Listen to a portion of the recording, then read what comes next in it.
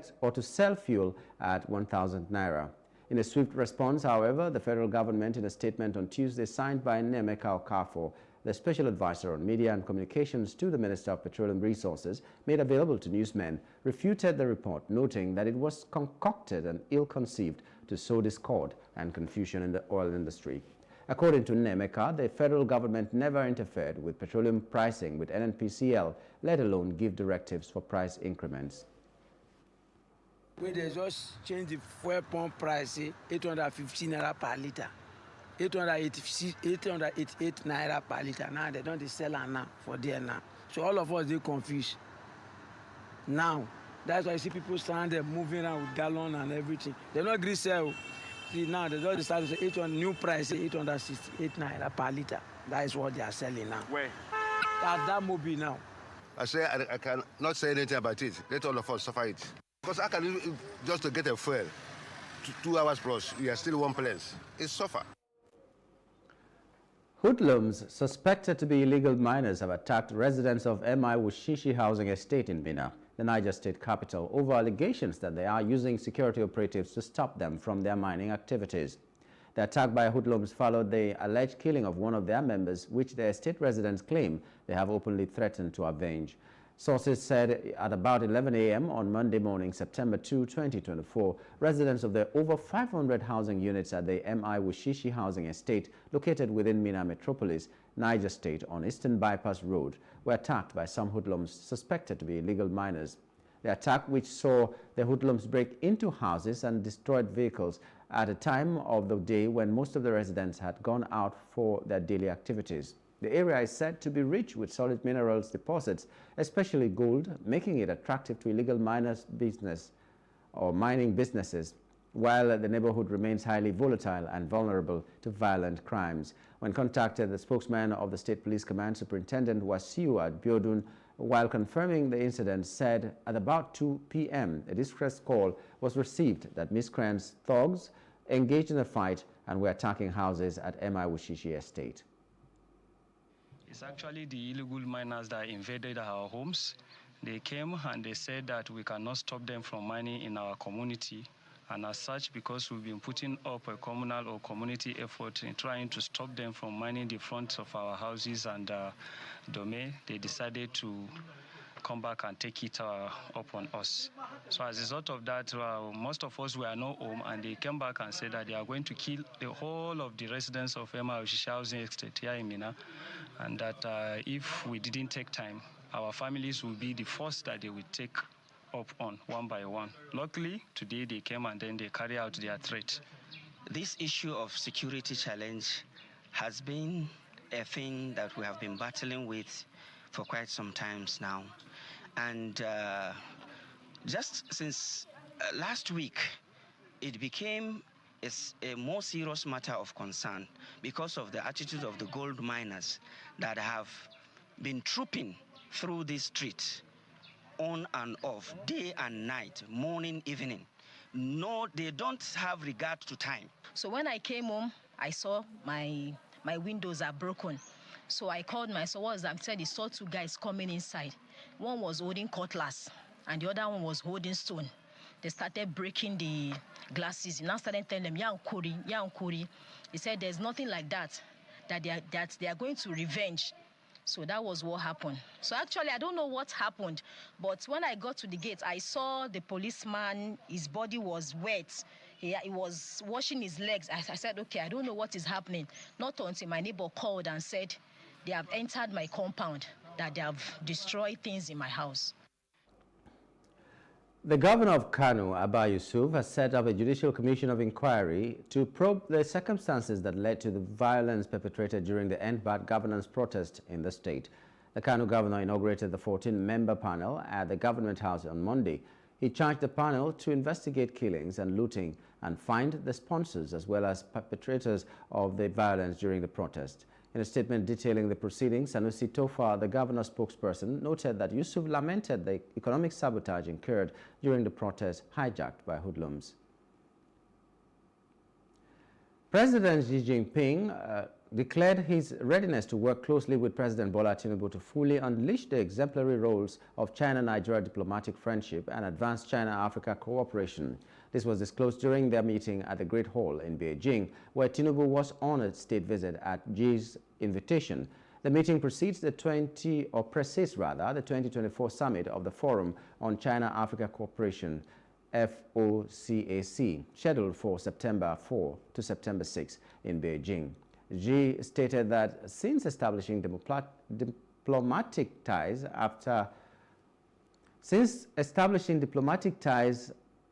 for half a century now, China and Nigeria have treated each other with mutual understanding, seeking collective strength, unity, and win-win cooperation. Xi proposed elevating bilateral ties to a comprehensive strategic partnership, citing the upcoming FOCAC summit as an opportunity to advance China-Africa relations. He expressed readiness to work with Tinubu to fully unleash the exemplary role of China-Nigeria cooperation. Tinubu expressed appreciation for the invitation, noting that the visit marked his second to China, first as governor of Lagos State and now as president. He acknowledged the long-standing China-Nigeria relationship and the potential for strengthened trade and economic development.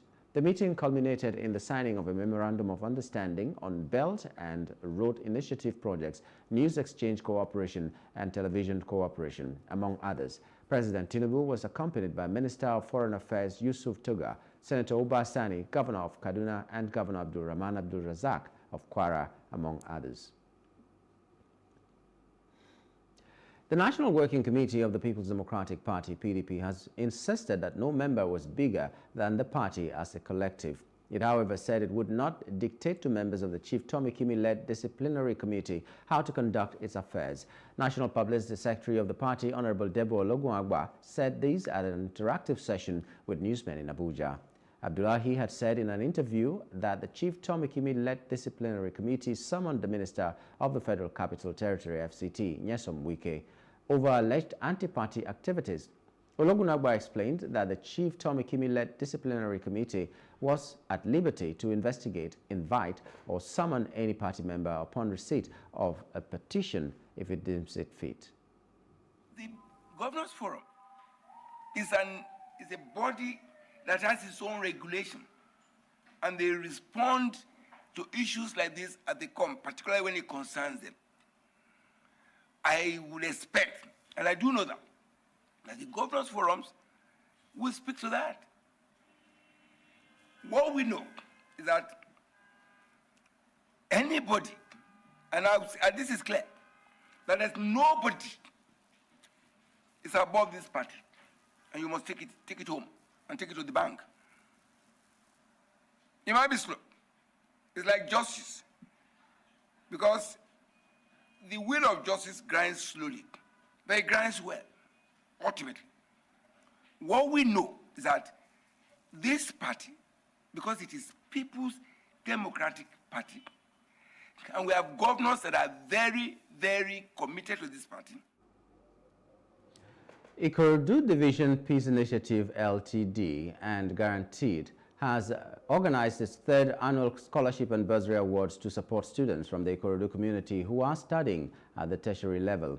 The ceremony was attended by His Royal Majesty Oba Kabir Shotobi, as well as other prominent community members and invited guests. Our correspondent Paul George reports.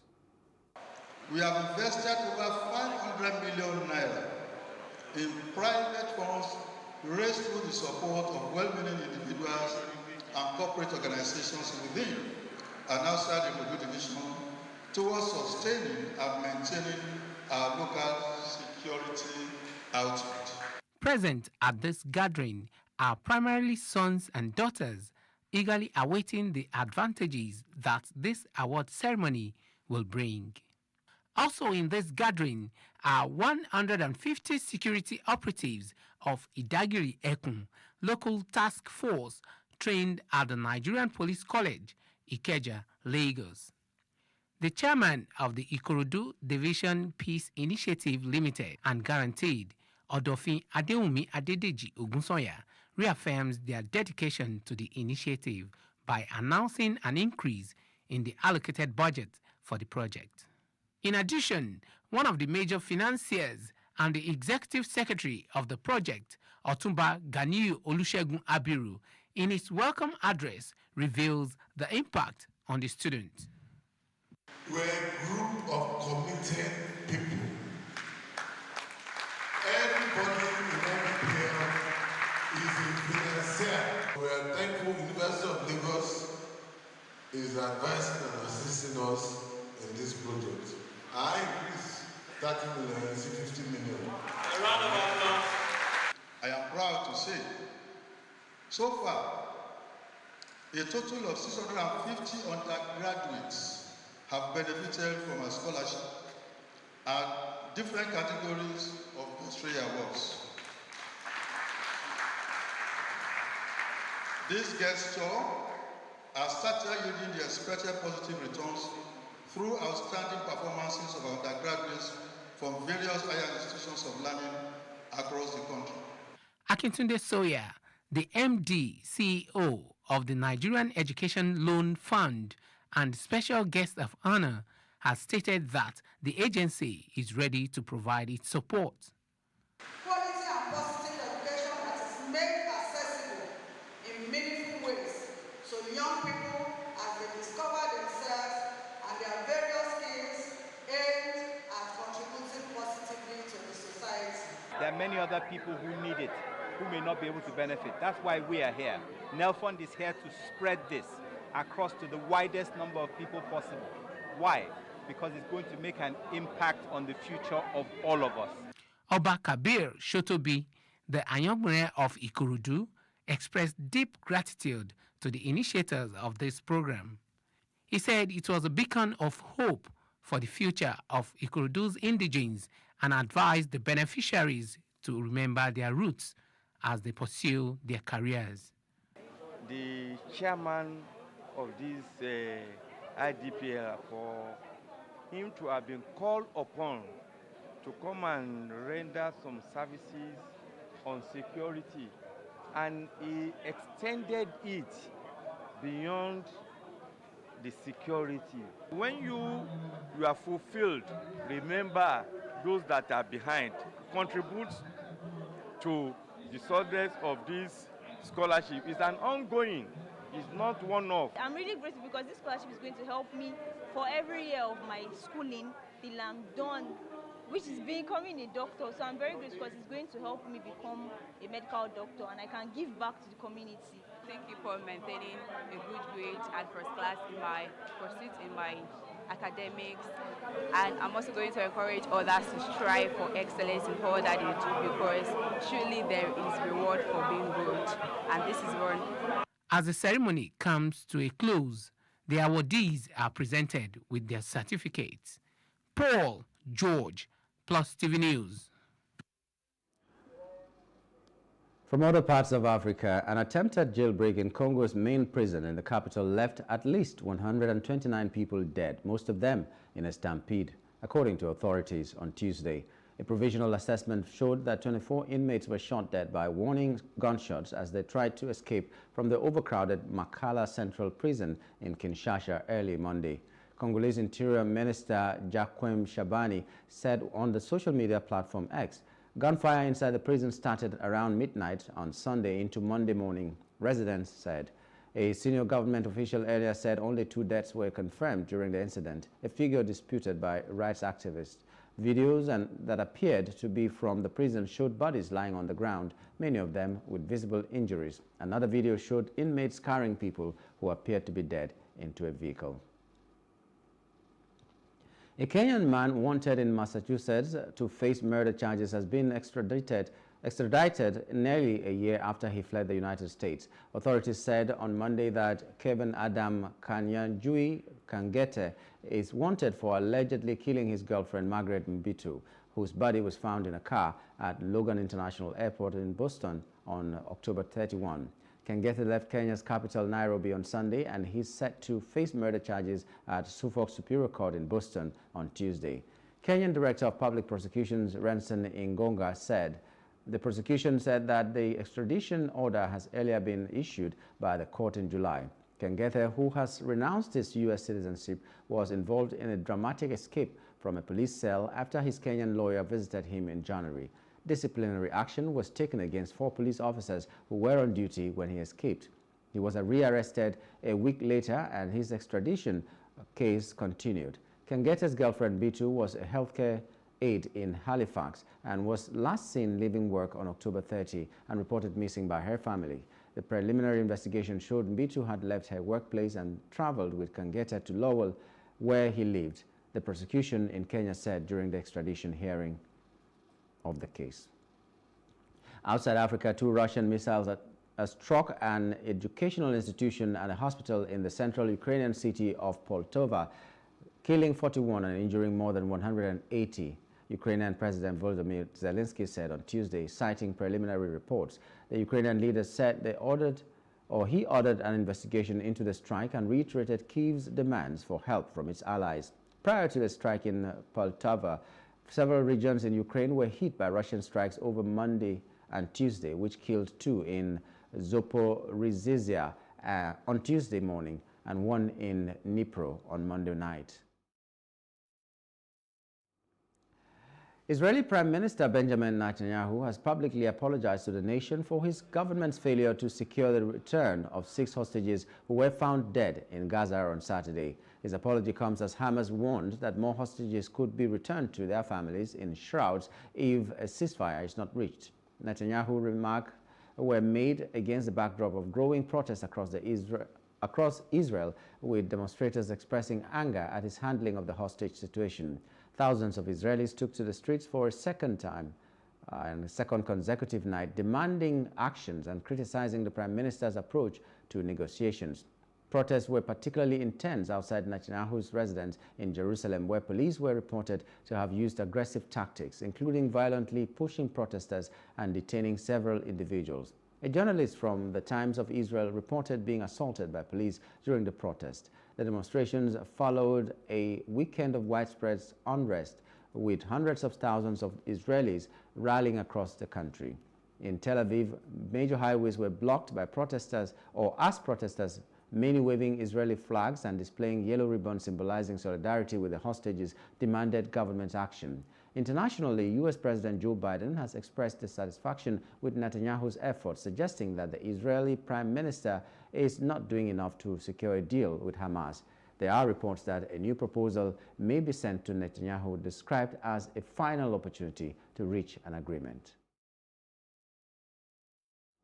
In business news, the Chartered Institute of Taxation of Nigeria, CITN, in Jalingo and its district society has officially inaugurated its second chairman and a new set of district executives to guide the institute's activities over the next 2 years. The inauguration held in Jalingo was graced by the 16th national president of the institution, the chairman of the Taraba State Board of Internal Revenue, the state accountant general, and several industry leaders.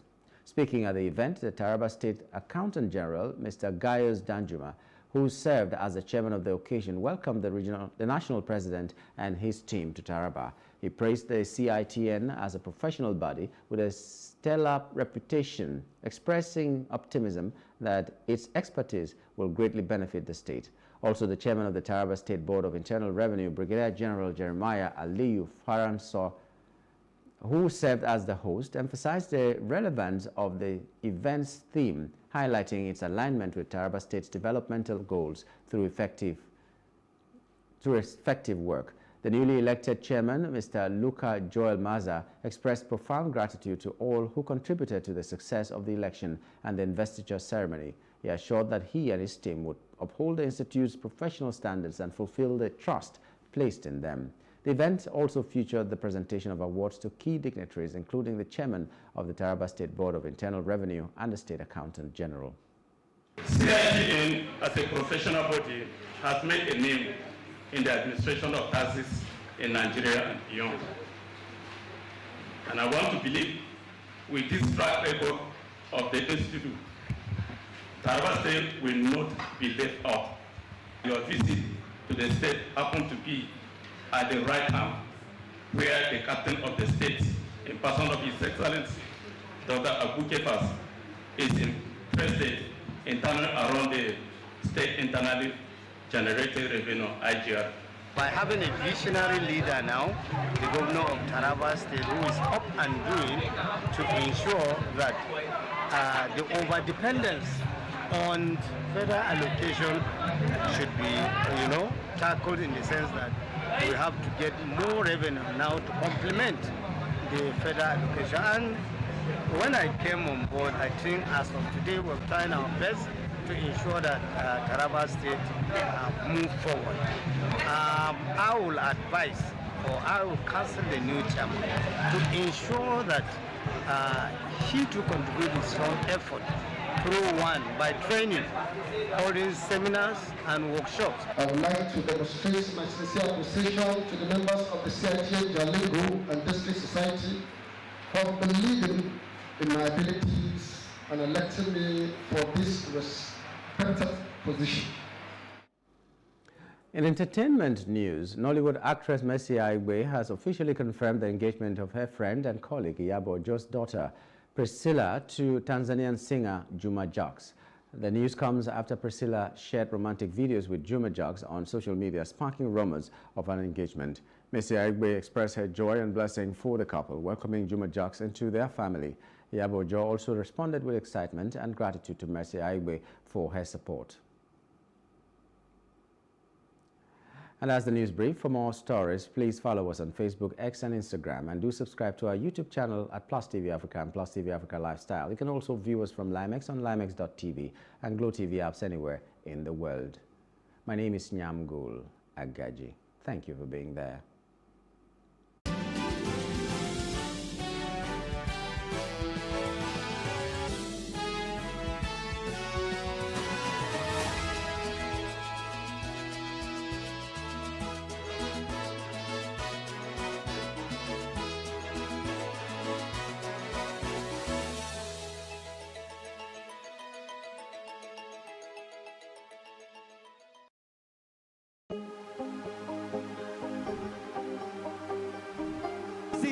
I will take you through this amazing lesson today.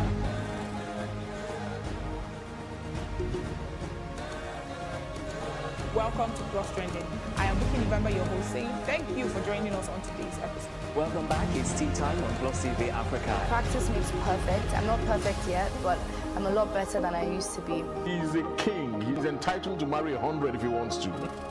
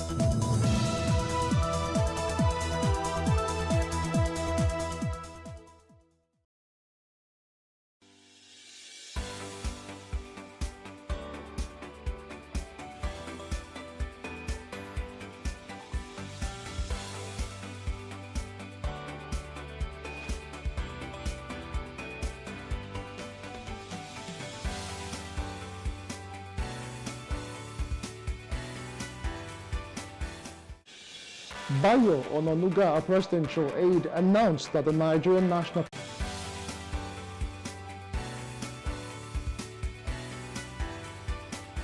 petrol subsidies. He warns that continued support for the price gap could lead to bankruptcy. Onanuga clarified that the NNPC's debt arises from efforts to manage rising petrol costs for consumers, not from government deceit.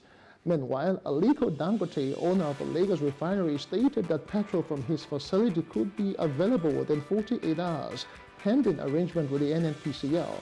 He emphasized that pricing is approved by the Federal Executive Council. Now, the NNPCL recently raised petrol prices to 855 naira per litre, while landing cost is about 1,200 naira. We will discuss these developments in today's Business Insight on Plus TV Africa. I am your host, Justin Akadonye.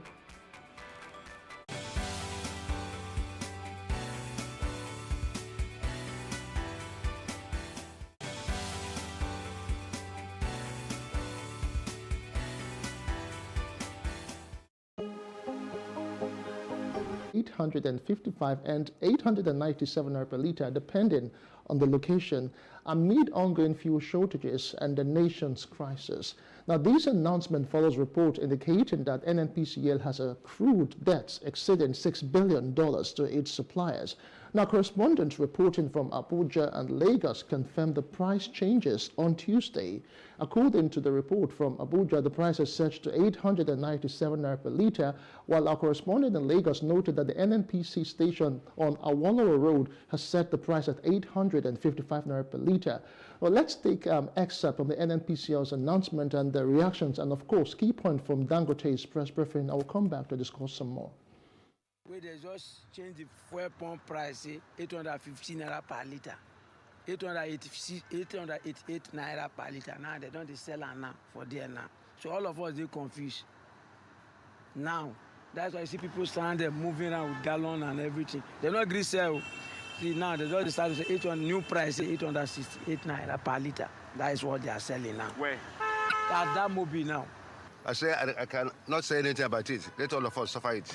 Because I can just to get a fuel, 2 hours plus, we are still one place. It's suffer. That's why those people say stop.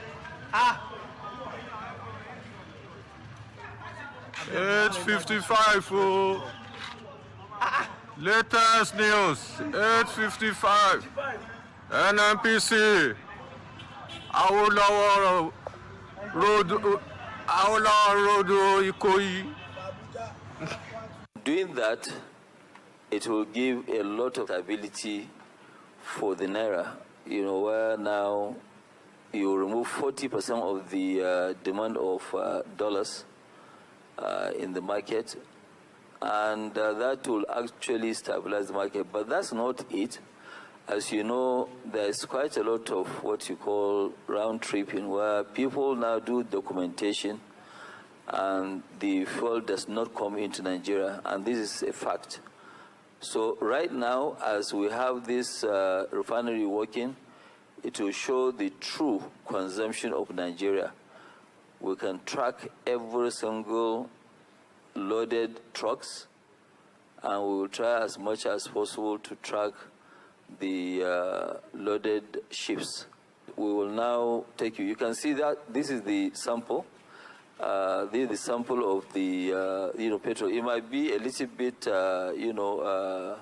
you see it like a different color, but that's the real this thing, so you are now going to have good petrol where the engines of your vehicles will last longer. You will not be having an engine issue, which a lot of us were having, it won't happen at all. The quality here will match that of quality of anywhere in the world. US, America, we will make sure that nobody will beat us in terms of quality. Welcome back to Business Insight. You just heard the chairman of Dangote Group now reeling out the announcement yesterday of the PMS from the refinery, and of course Nigerians lamenting since the NNPCL increased the pump price of petrol.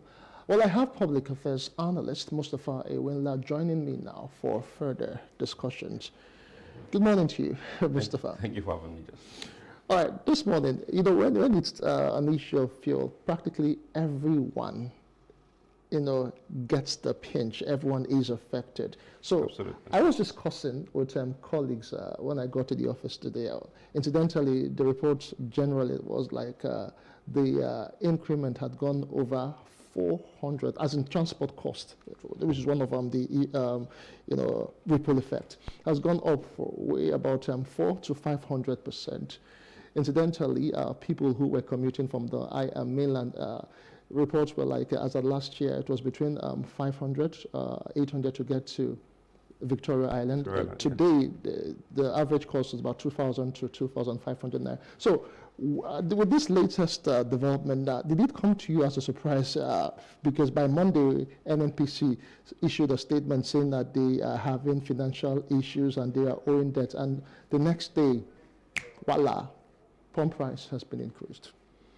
So what has happened and what we have continued to witness in the past couple of months with our fuel crisis and generally with our downstream sector, I think is something that a lot of Nigerians were already anticipating already. The honest truth is what is happening to our oil and gas sector, for me, I call it a national show of shame.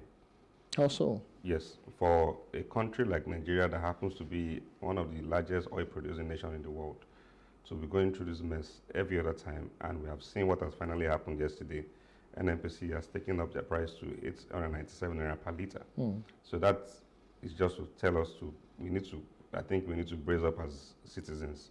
Independent marketers will not sell for that price if they're getting from NNPC for that price. So I bought yesterday somewhere in a filling station for 1,000 naira per liter. And again, I just wonder what government, the federal government, is doing about this.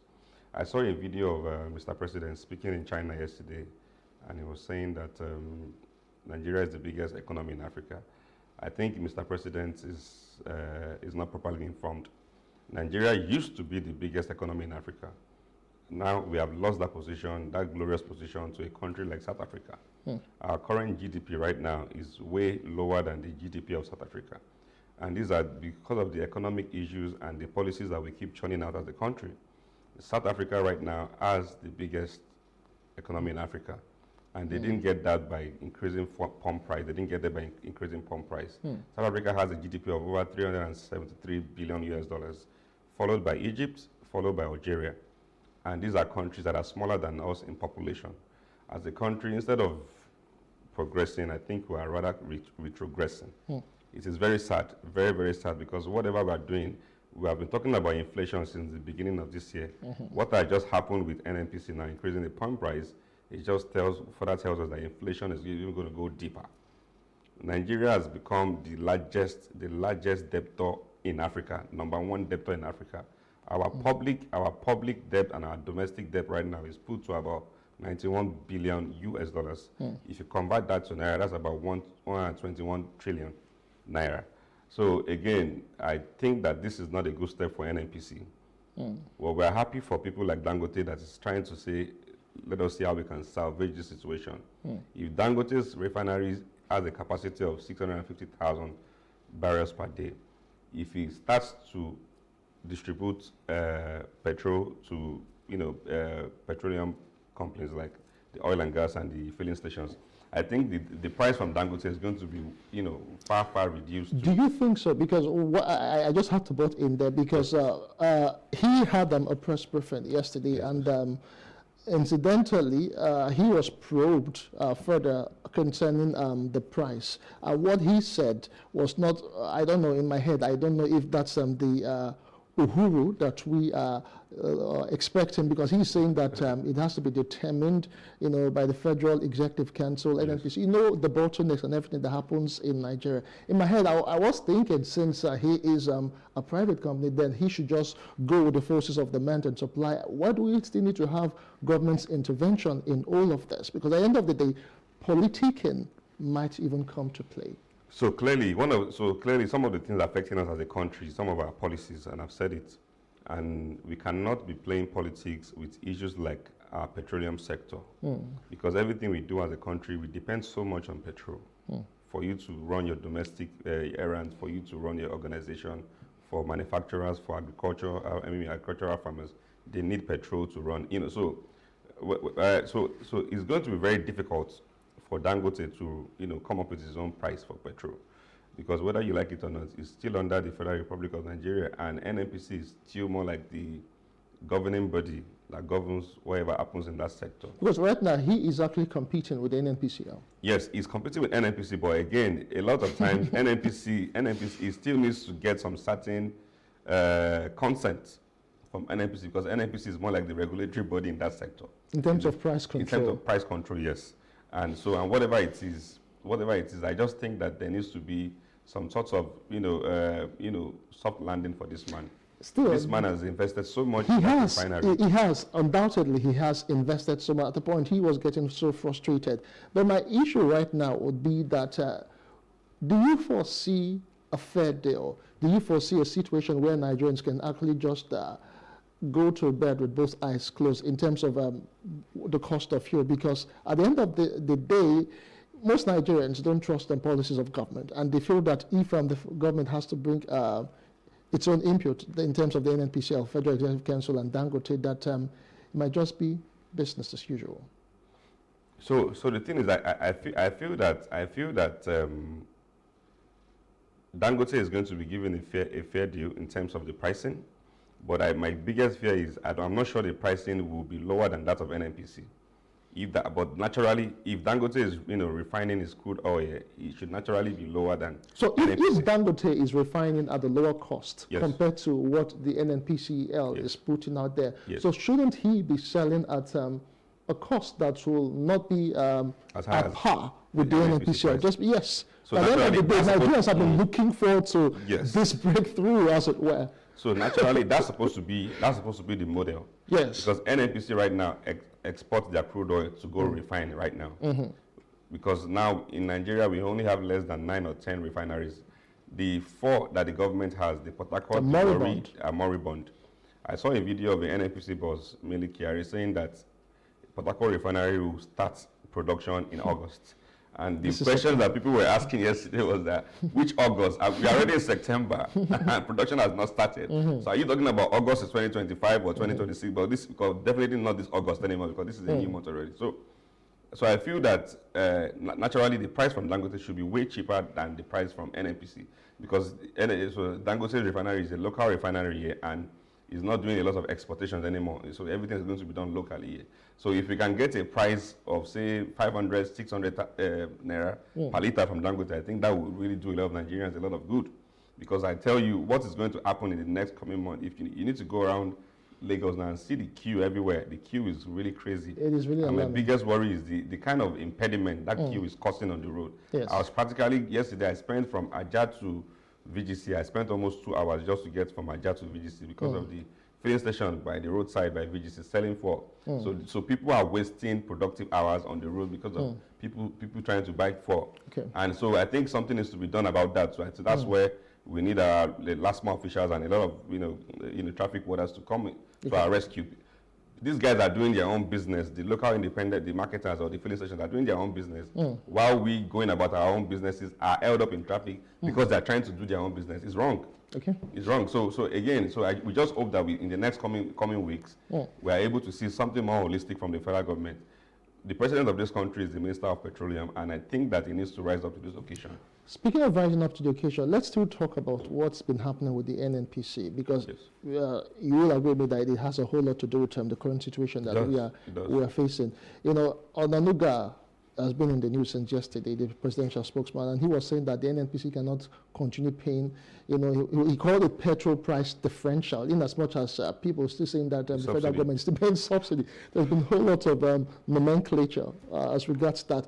We were told that landing cost is about 1,200 naira. So the difference between that 800 and the pump price and all is what the NNPCL or the federal government is paying. But should we take all of this as it is, or with a pinch of salt? Because over time, the NNPC will come out and say that they don't have issues, they have in logistics problems, only for them to come out just like that on Tuesday and said that they have some debt. And now the presidential spokesman is saying that if they continue like that, the NNPC will go bankrupt.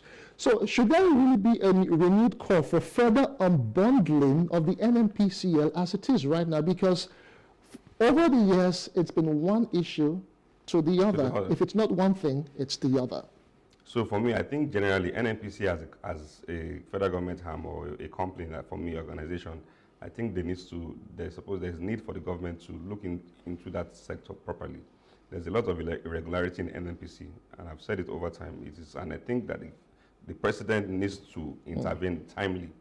NNPC, for me, are the key stakeholders in our petroleum industry. Okay. And they've been too many back and forths. Every other time we see monies allocated for turnaround maintenance of our local refineries, the one in Kaduna, and we don't get to see anything happening. So I think there's a lot of irregularity in that sector, and I think that the federal government needs to intervene quickly.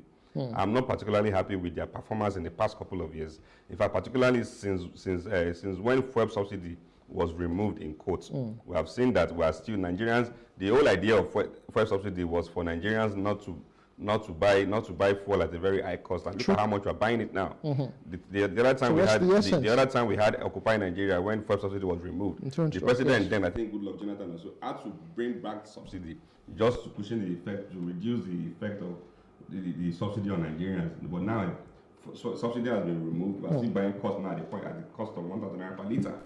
And that's why the NLC right now, they are angry, because I was going to say that because they are demanding immediate reversal. Yes, because the NLC leader was telling the president, give us 250,000 naira minimum wage, and we'll be fine. But the president told them that if he gives them 250,000 naira minimum wage, that means fuel price will go to 1,500 naira per litre. But now, so it's like the president tricked them. So now the president gave them 70,000 naira minimum wage, which is not even implemented yet. Because I'm still yet to see those who have started receiving that as of now. So 70,000 naira minimum wage, and the whole idea was that the pump price will reduce, or it will not go up. But now the pump price has gone up. And the 250. But at the end of the day, there'll be more inflation. The prices have increased over time by 40%. So I'm wondering what will be the next effect of it. Now, because as it is, once fuel price just goes up, practically everything follows. So I don't know if we'll be able to even afford food anymore. No, I've said it. I said it one time. I said food has become luxury now. So if you're able to eat 3 square meals now, you're a rich man. It has become luxury. So people have decided to cut down their eating pattern to like maybe morning, they skip afternoon and they do it night. That's the honest truth. Because you can imagine if you have to go to the market to buy a tuber of yam now, it's over 10,000 naira for a tuber of yam. So it's crazy. So that's why the hardship and the kind of hardship we keep we keep putting Nigerians through, for me, is getting out of hand. That's why we're telling Nigerians a few months ago not to protest. And these are some of the issues. These are some of their demands. Now it has happened, and so I wonder how we're going to prevent them from coming out to protest now, because this is very, very unbearable. Very, very unbearable. The cost of fuel needs to come. I don't know what kind of mathematics NNPC did for them to come up, even if you're in debt. Increasing the pump price for fuel that will affect every common man in this country is not the way out. There are other ways of solving your debt.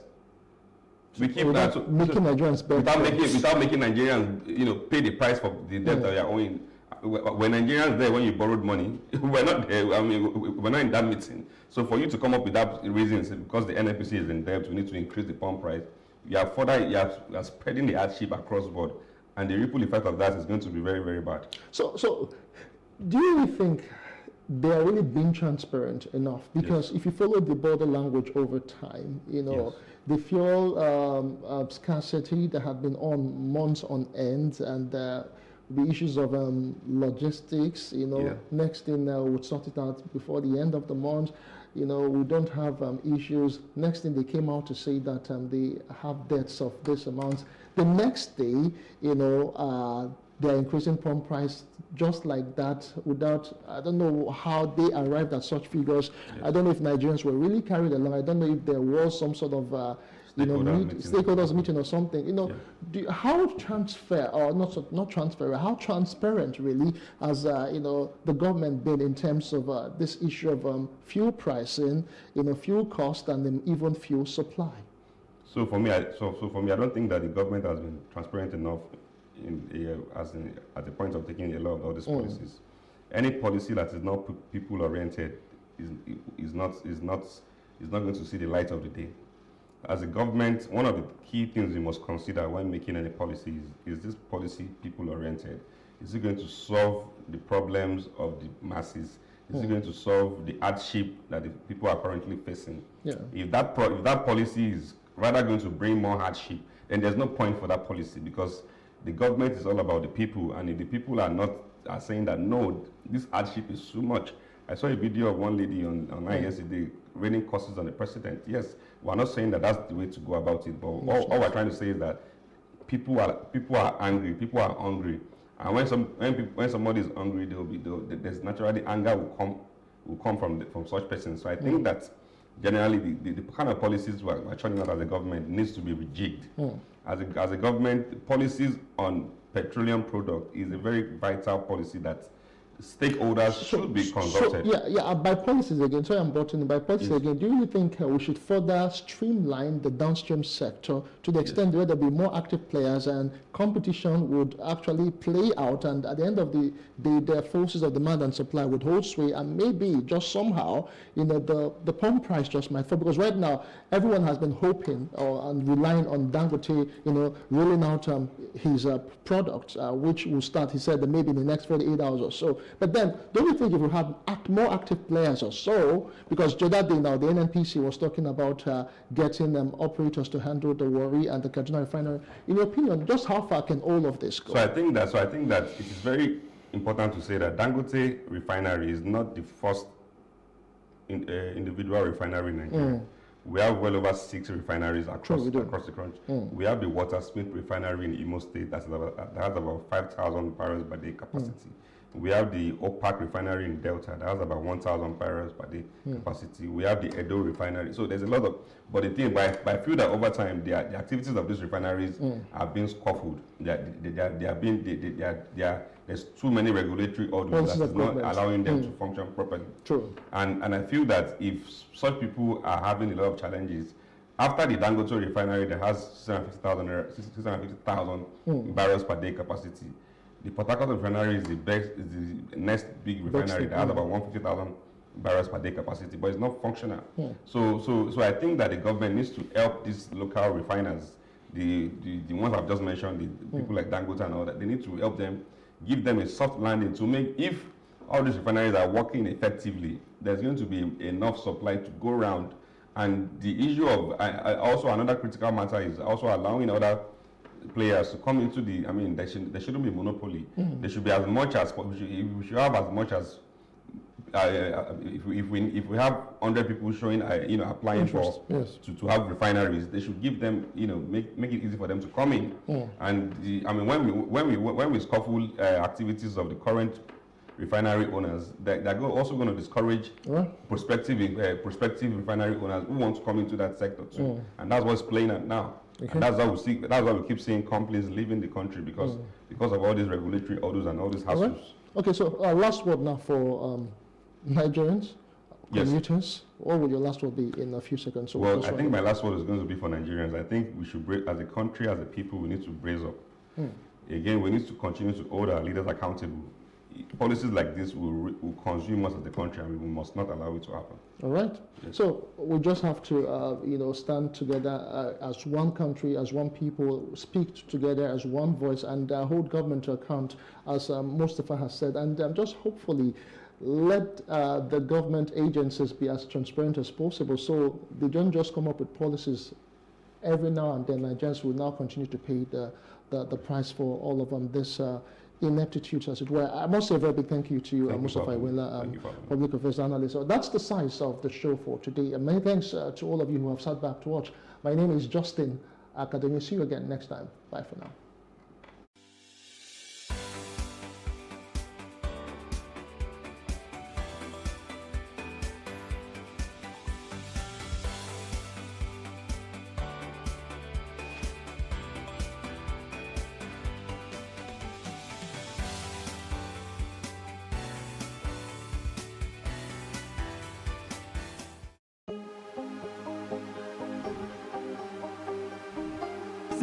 I will take you through this amazingness today.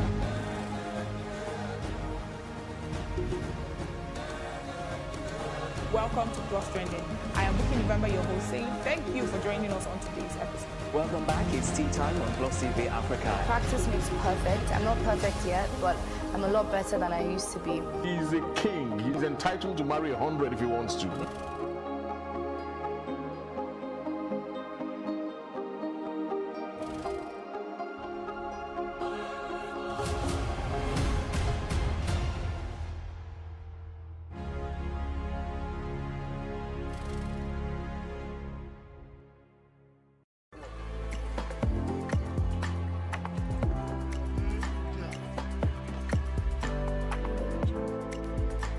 It is not the hope of this feature to blame anyone for the never-ending tension between police and the citizens. However, it is certain that there is always a tension with most people when they approach a police checkpoint. Many factors are responsible for this tension, including not knowing what to expect or do, seeing the police as the enemy, or even being guilty of an infraction. Many issues that go wrong at a police checkpoint can be linked to lack of proper communication and understanding on the side of the police force and also on the side of the citizen. Here are some tips listed by the police force about comporting yourself at a police checkpoint. Endeavor to slow down your vehicle. It shows that you're not reckless. It also douses suspicion that you're a criminal and may want to speed off.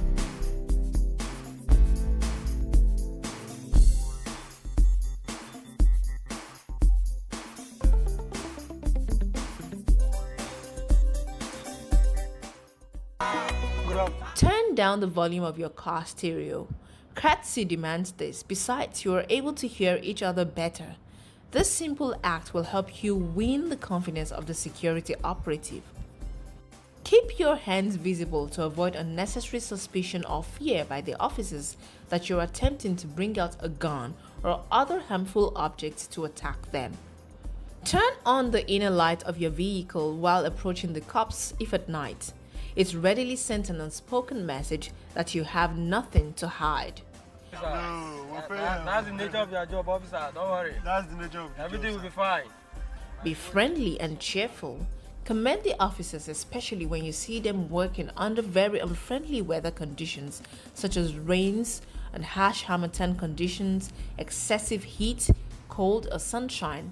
We know it's their job, but a little kind word from you will do a lot of good. Remember, when you smile at the mirror smiles back at you. Officer will not come down. Let's see what you do. Don't mind this. We won't come down. Endeavor to be polite when answering questions put to you by the officers. Don't dare or challenge an armed security man to a duel. Oftentimes, you hear people say things like, "Shoot me if you can." Note that this is a recipe for disaster. It is a very provocative and unnecessary call for war. So please, play safe, more so as you do not know the state of mind of the officer concerned. Also, don't go into a physical fight with an armed security officer. He may resort to the use of his weapon to defend himself. Avoid unnecessary arguments with armed security personnel. There are 1,001 ways to seek redress where you feel your rights have been infringed upon. Never try to touch an officer in an unfriendly manner. He may suspect you of trying to disarm him. If you're a regular traveler or road user, Make sure you have the police emergency phone numbers of the route you operate. You never can tell when an emergency situation could arise and you need the police to come to your aid. Make sure you have all your relevant car papers and desist from actions or inactions that constitute either a criminal or traffic offense. Such infractions of the law provide a veritable grounds for possible charges and other forms of adversarial contact with the police or other law enforcement agencies, including unnecessary arguments. Don't give the impression that you're unhappy to see the officer on his beat or that he's wasting your time. But if you do have an emergency, politely inform the officer. Don't speed off while still being checked. Take note of the name tags, force or service numbers, personal description of weapon or patrol vehicle of the security officer, especially where the officers begin to conduct themselves in an unprofessional manner. Seek an audience with the most senior officer at the checkpoint if things are not working out smoothly. Politely insist to be taken to the police station if your complaint is not properly addressed.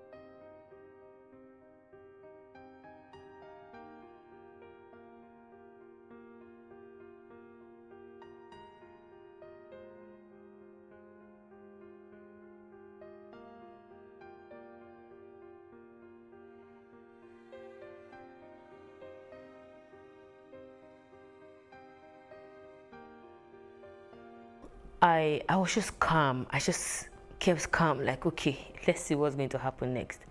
And they were there that night till at about 11 or 12 late in the night.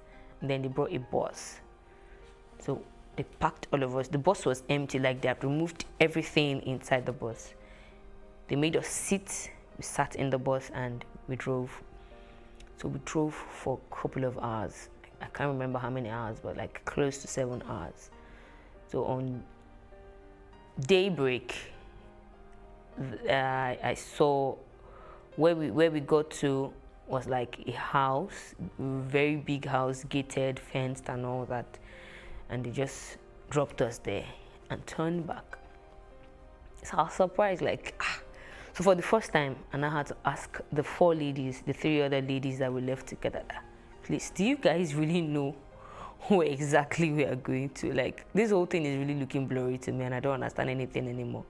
And they're like, even them too, they are even confused though. And to crown it up, they asked us not to talk to each other. They asked us not to say anything to each other. I don't understand.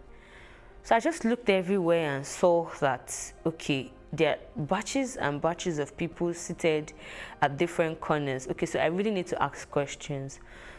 So at that point, when Alaji came out, like he's one in charge of that house, and then he did say, okay, let's look for something to eat. All through this while we are not eating, and he said we should fix something to eat, and they made one spaghetti that didn't have salt, and it was so very funny. Like, so I just summoned courage. I went to meet the Alaji. I said, please, sir, I need you to just be open and tell me what exactly is going on. Where am I, first of all? He said, Duruku. I said, where is Duruku? He now said, how do I expect him to be able to explain that? That Duruku, that is what he knows, this place is Duruku. I said, okay, do you know where exactly I'm going to? Or do you know the person that brought me here? He was like, maybe Libya you dey go. I said, Libya. I said, I'm not going to Libya. He said, I still say you be Johnny just come. Like, He say, you don't reach here. The only thing now for you make you they go the place where then they carry you, they go say, then go come carry you on tomorrow night. And he refused to say anything afterwards. So I went to sit down and relayed what he said to the other ladies. And everybody became very, very, very like upset and curious, like, okay, let's even find out. So just at that time, there was a lady in the particular room that had like 5 big bags, Ghana Must Go bags, big ones. So she said she was going back to Kano, that she stays in Kano. She sells gold and clothes. She speaks Yoruba. So she was explaining to one of the ladies. So that was the first instance where I started hearing information. And I just didn't want to believe. Honestly, I didn't believe at that point that maybe that is what we are in. But what she explained to the lady was that we are either being transported to Libya for prostitution or Italy. And then the lady said, she told her that no, the person that took us said we are going to Malaysia. And the lady now laughed and said that is what they will tell you, and that this is her 5th time going through this route.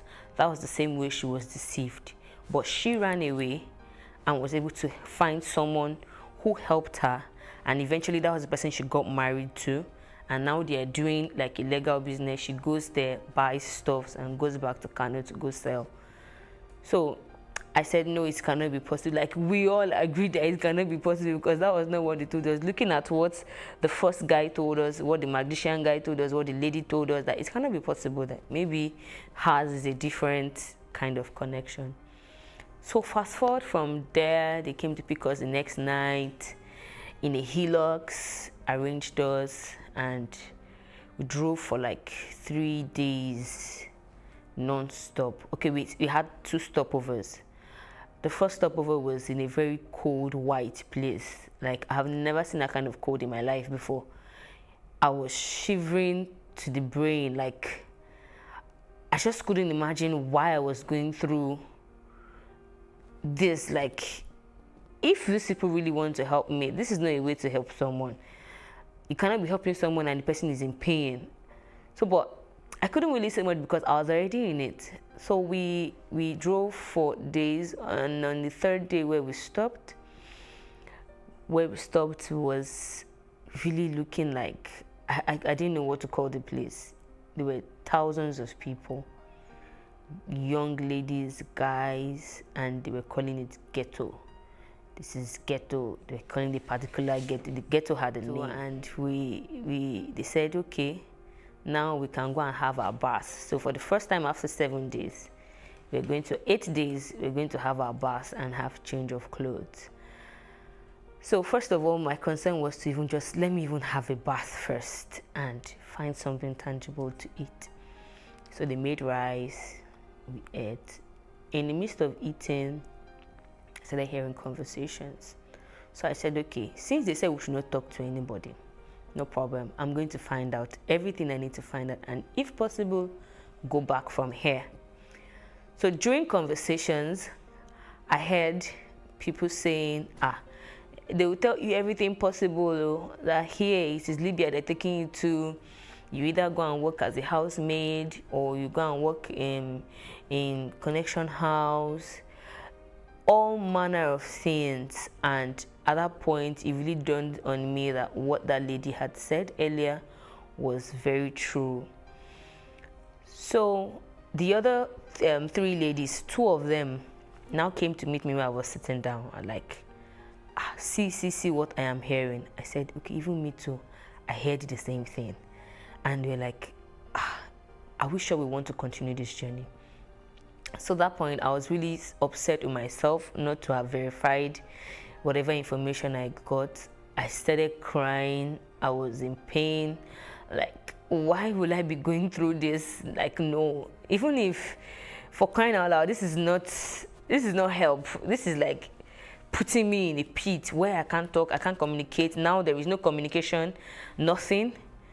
So I looked around. We were there till the next day, and then there was this particular guy, Mohammed, that was giving out clothes, was calling out names and all. So I walked up to him and said, please, at this junction, I don't think I want to continue this journey. Can you help me? I want to go back home. And then he said, that what I just asked is very dangerous. That if it was yesterday when I came that I said that it would have been, maybe you can manage or think of how to go about it. That already the person that I'm being taken to knows I'm here. Whatever makes me not get to her, he has to be the one to pay for me. I'm like, pay for me as how? He said, somebody paid for you to be brought to her and pay transit. They pay additional money just to be sure that the person is being carried along. And I was like, okay, so how much does it cost to get up to this point? And if I'm to go back from here, I can actually call them, tell them I don't want to continue this journey and I want to go back home. He said it's either of two things. It's either you get home or you don't get home. They might tell you to go. They'll either kidnap you and sell you to a place where you'll never be able to come out from, or they might even kill you. That he would advise me to just go and face my fate, but I should pray that whoever I'm going to go and meet is not a bad person. And I asked that, why did he say so? He said he cannot say anything more. That I'm here, and the only way forward is to move forward. I was like, okay. I was broken. I couldn't even tell the other ladies what he had said. I summoned courage to eventually see. So that night, they put us in a hillock. We're about 36 or 32 of us. And they made us sit in rows in the hillocks. So we drove for like 3 days. We had a couple of stopovers, but I was really choked up because I was seated back in the hillocks. So everybody's weight was resting on me, and it was hell for me. I couldn't breathe at some point. My legs were dead. I couldn't move. Even when we stopped, I took like minutes. Most of us took like minutes to even be able to stand up. And I was like, no. But even if I were to travel by road, he did say it was going to be at some point.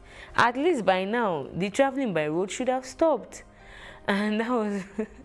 So I remembered what the other guy said at the... where we were, that there's no flight, anything. They deceived you. Everything they told you was just to cajole you to decide to go, that there is no flight anywhere. You're going by road to wherever you're going to. So at that point, I was just concerned with one thing, which is surviving and coming back home at all costs.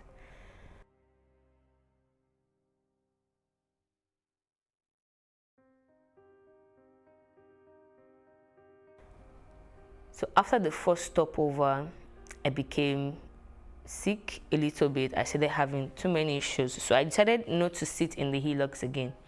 And then I had to sit at the edge on top of the tire box. And then I had a stick in between my legs. So they made ladies sit inside the hillocks, and then the guys would sit around the hillocks. But because of my previous experience, I had difficulties breathing. I said I wasn't going to sit inside the hillocks again, that I was going to sit at the edge. So I did sit on the edge of the hillocks and had a stick to hold on to, and we drove for another couple of days.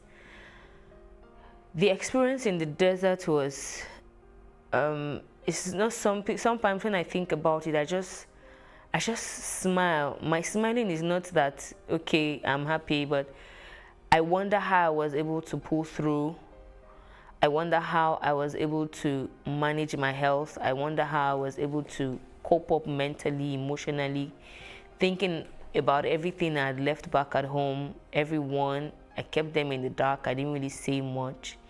And then thinking about the people who deceived me, like, if you want to help someone, you should help someone and not even put them into more problems.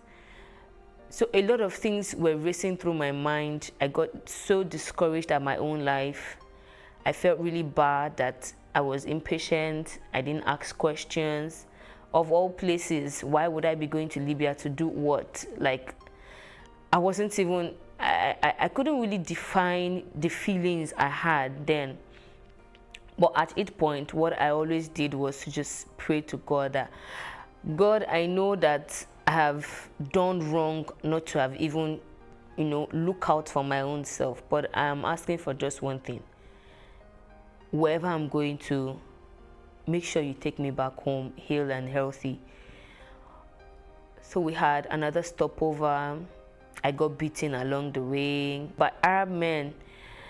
I was trying to save someone from getting beaten wrongly, and I got the beating.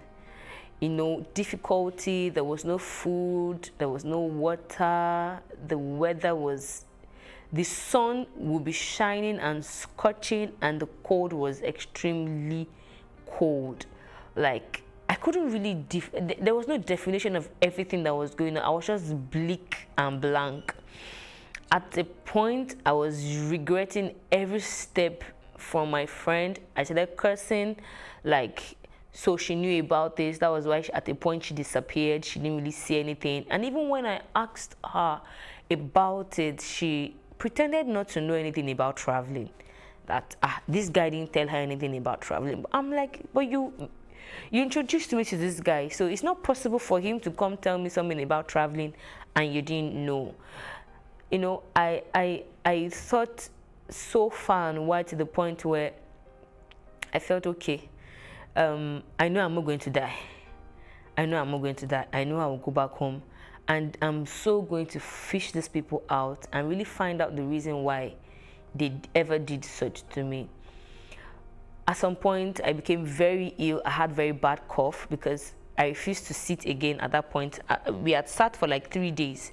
So all my ties were burnt and peeled from the sitting. And the Hilux, the speed at which the Hilux was moving was really high. It wouldn't stop. At a point, a guy fell off the Hilux and they didn't wait. They didn't wait.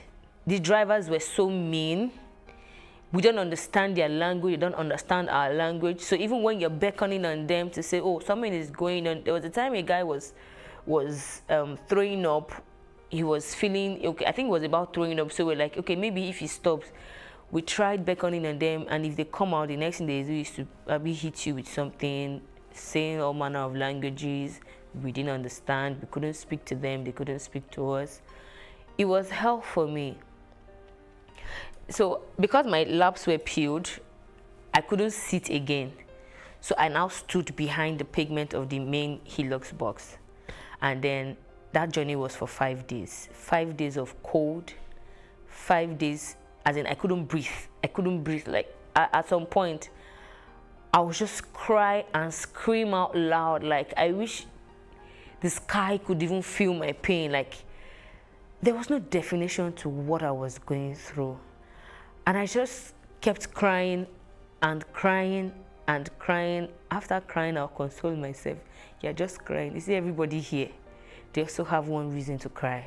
So they cannot shoulder you and tell you sorry. So you alone will have to shoulder your pain. And that hurt me so bad. Sometimes when people see me talk about the story and I'm not really showing so much emotions, they feel, oh, we're not too sure you went through this. I have said it like 1,000,001 times. It's something I went through, and I can imagine how I had to just tell myself that, come, you have a child back home that you love. You need to be alive to come back to her. That was my source of strength. And the life I really wanted for myself ever before embarking on that journey just kept me going, that I know one day I am going to eventually come back and say this story to people. So at that point, remembering and recalling everything, one question kept popping in my head: why will people not have any other thing to do other than to do a business where you transport people to an unknown country, you lie to them, you deceive them, you promise them heaven and earth, and then put them on a dangerous path where is either they make it or they don't make it, and you will not even tell them any of this. So I was bent on making it to wherever it is. I said to myself, no matter how wicked whoever it is I'm going to go and meet is, I'm going to come back home and know the reason why people really did this problem, this business. On getting to Sabah, Sabah is halfway into Libya. On getting to Sabah, we had a connection house where they put us. We met about 60 ladies in the room, and then the guys also had their room. And they kept adding us. They kept adding. And at a point, I counted, we were about 80 in that room, the ladies' room. The guys were about 40-something. The food was really bad. You know, having to make banku. Now, this is not even the original banku. This is the banku made with flour. Having to make flour like fufu. And then maybe they'll serve like 20 plates down. And then everybody will now line up. By the time you're eating, it's as though you're eating stone, you're swallowing stone. The soup was so watery that you won't even, you're not. The very first day I was asking myself, like, I know I had challenges back at home, but my challenges were not so bad that I couldn't even eat a good meal. Like, this is not a meal. So the first day we had that in the night. The next day we had rice, very small portion of the rice was dried. You can imagine when you boil rice and then you open it, you put it in a plate and you just open it down. And because the weather is very cold, so anything you don't keep properly dries up. So by the time you're eating the rice and like it's like you're eating rubber. So at some point we just sit there crying out that no, this is not life. This is not, why are we having to go through this? I would cry every night. I would beg God that please, can I just vanish from here? Okay, at the point I was begging for death to come because it wasn't funny. It wasn't funny. And within ourselves, some girls were like, they were really radical about it and they were like, no, we need to tell them, it's either they change the way they are doing this food or maybe we should even take up the cooking by ourselves. So I thought of it, I was like, okay, that's true. So if already I'm going through hell and then food now has to be a problem. So we waited for the ghetto man, the person in charge of the ghetto, like, we waited for him to come. We kept shouting, when is he coming? When is he coming? We don't even know why we are here. We don't even know what we are doing here. So at that time, we had stayed a week. We don't know why we are being kept here. We don't know who even put us here. We don't even know anything. Nobody is saying anything. So when the connection man did come, we took turns to ask questions. I noticed everybody was just asking questions. Where are we going to? Where are we going to? And all. So I did ask him. I said, okay, first of all, why are we here? Do you have an answer or do you know the reason why we are here? And then he said, you are here because you're being transported to your burger. And then we now asked, what is the meaning of a burger? He said a burger is a person that paid for you to be transported from Nigeria. So we're like, is that the reason why we are being given bad food? Like when you're given something to swallow and it's already hurting your throat, like practically almost everybody had sore throats from that banku. And it was like, okay, he doesn't know anything about the way the food was being prepared, but that this place is just a transit. And the reason why we are here is because the road is bad, there is war, and they cannot transport us. It's very risky. And that we might meet rebels on the way, and rebels, they either rape, kill, abduct. And we're like, okay, so for how long are we going to be here? He said, doesn't know until the war is over. So if it takes 1 month, if it takes 2 months, but just know that for every food you are eating, for every extra thing you collect here, your money is piling up. It is your burger that is paying. And when you get to wherever you're going to, you will have to work to pay your burger back. So we now, 5 of us volunteered to be cooking our food by ourselves. And we were there for extra 2 weeks and some days. In total, we were there for 3 weeks and 5 days. And then we started the journey to Libya. That was where I had a near-death experience.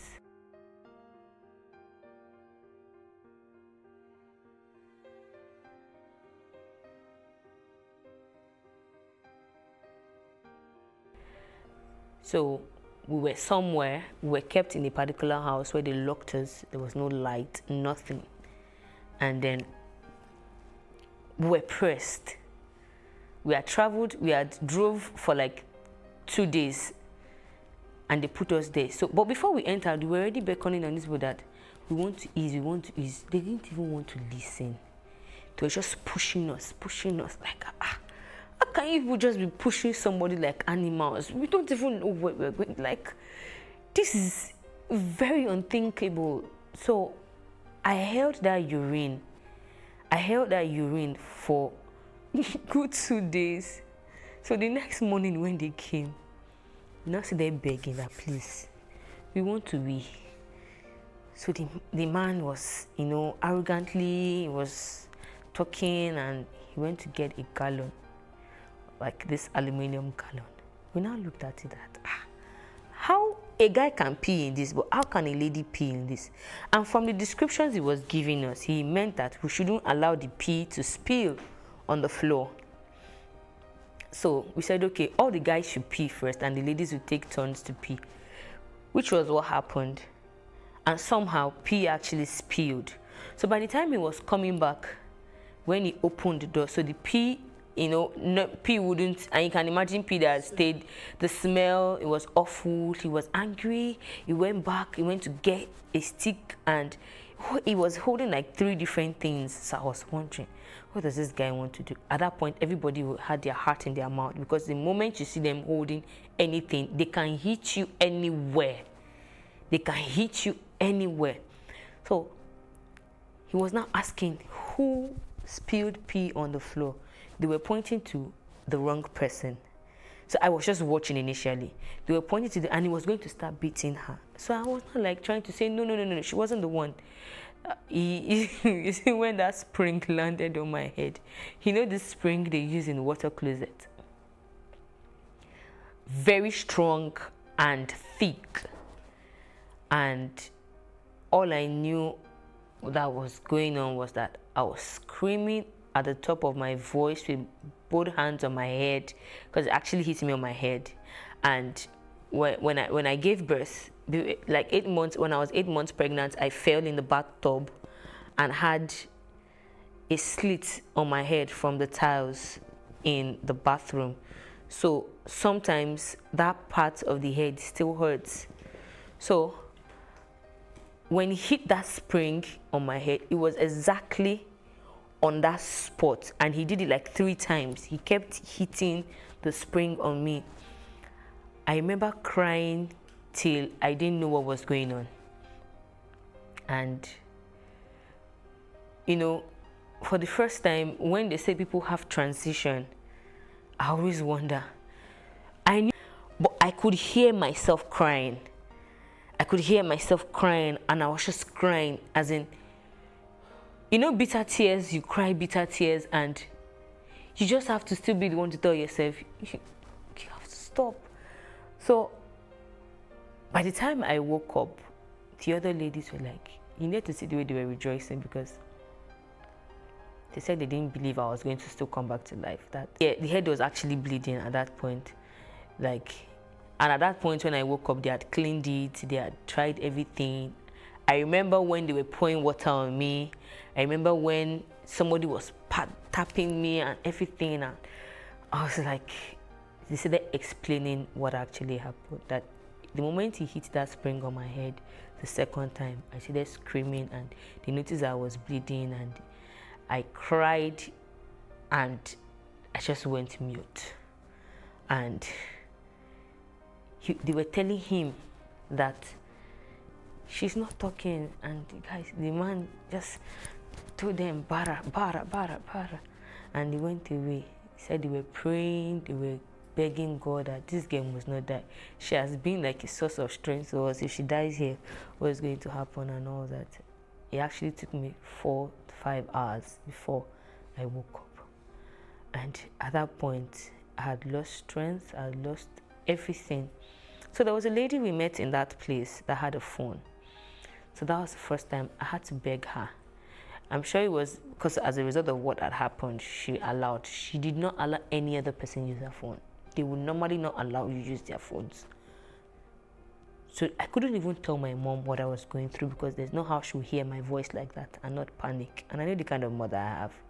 So I called my boss that I worked with in the FRSC and told him, this is what has happened to me. And I don't even know where. Yeah, we're in Trauna at that time. And he said, but why didn't you say anything before leaving? And then I told him that they told us not to say anything. The moment they say don't say anything, you should have known it was trafficking. I know that you're naive and you do not know anything, but you should have told me. Because he was now like a father to me. Even after I had stopped working with the FRSC then, he was like a father to me. He said he was going to try his best to see what he can do, but that still being on transit, there is probably little or nothing he can do at that point. So I'm sure he tried calling back because the lady kept cutting a particular call. I wouldn't know, and I didn't want to disturb her. So at that point, I really cried.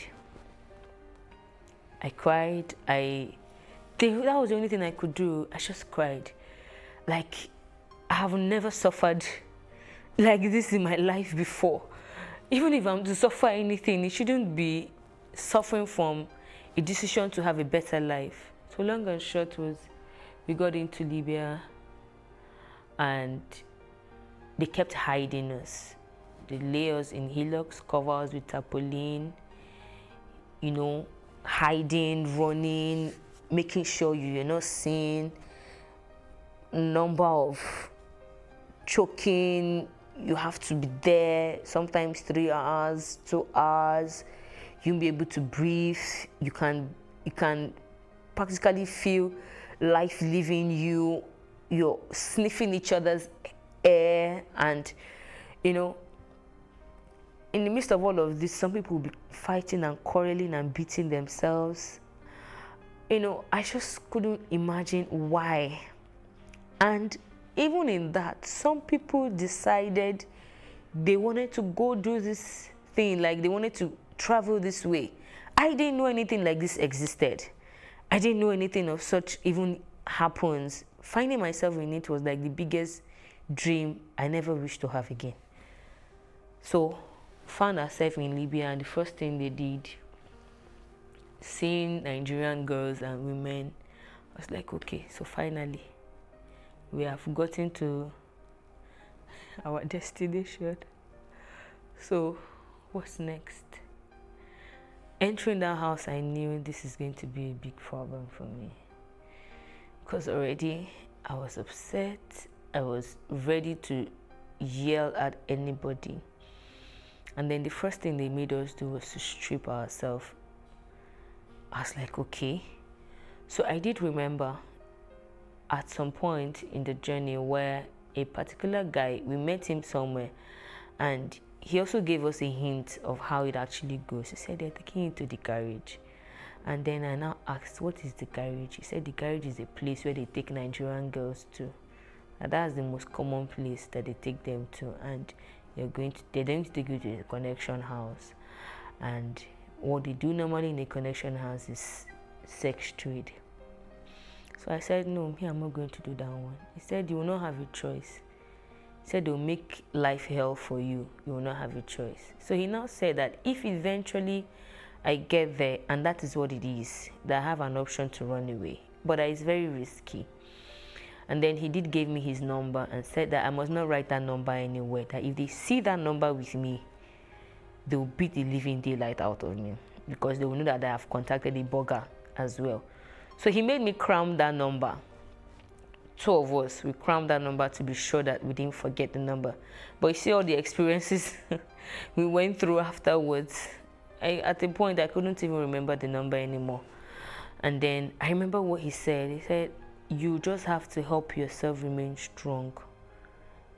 And while they asked us to strip ourselves, I was like, for whatever reason, I'm coming to work for someone. Why would you ask me to strip myself? So they said this. They were searching. Maybe you have a number written somewhere in form of a tattoo, or maybe you wrote the number somewhere and you hid it in your clothes, or anything. They just wanted to be sure you didn't have any information whatsoever. They collected my phone, went through my phone, and that night they called us one after the other. So, what were you doing in Nigeria? And then I explained, and the man said, okay, now this is the woman and her husband. The man said, okay, I can see. And then the first question he asked me was, what are you doing here? And I'm like, I was dumb, like, he said, you have something good doing, what are you doing here? I said, it was a friend though, that said there's traveling opportunity, and said, there's no need to explain, you are here, you are here. Oh, any choice near. Your own is to make sure you work on time and pay and get out of here. So the wife now asked, what did they tell you that you're coming here to do? I said, first of all, this is not where they told me I'm coming to, and they told me I'm going to be working in a hair factory and a restaurant. Then she laughed and said, that is not it. That this is what they do here. That did I see all those other girls outside? I said, yes. He said, what do you think they are doing? I said, I don't really know, but I saw a couple of girls sitting down. He said, they're working for their money. He said, that is the same thing you're going to do. And I was like, I don't understand. He said, yes, that's the same thing you're going to do. So the earlier the better for you. I bluntly refused, because this is that wasn't what I was told in Nigeria. And for no reason, why would I leave Nigeria to come to Libya, to come and prostitute with my body to make money? How much money do I want to make? So I felt that I was doing myself good by trying to be as open as possible. I was very plain and blunt, and then she just kept laughing. I was like, but yeah, nobody will tell you. So she said, okay. And the same thing with every other girls, because we had agreed that, okay, if eventually we find out that that is what we are actually being taken there to do, that we are not going to agree to it, because that was not the agreement. And for whatever reason, we cannot just decide to leave Nigeria and go and prostitute somewhere.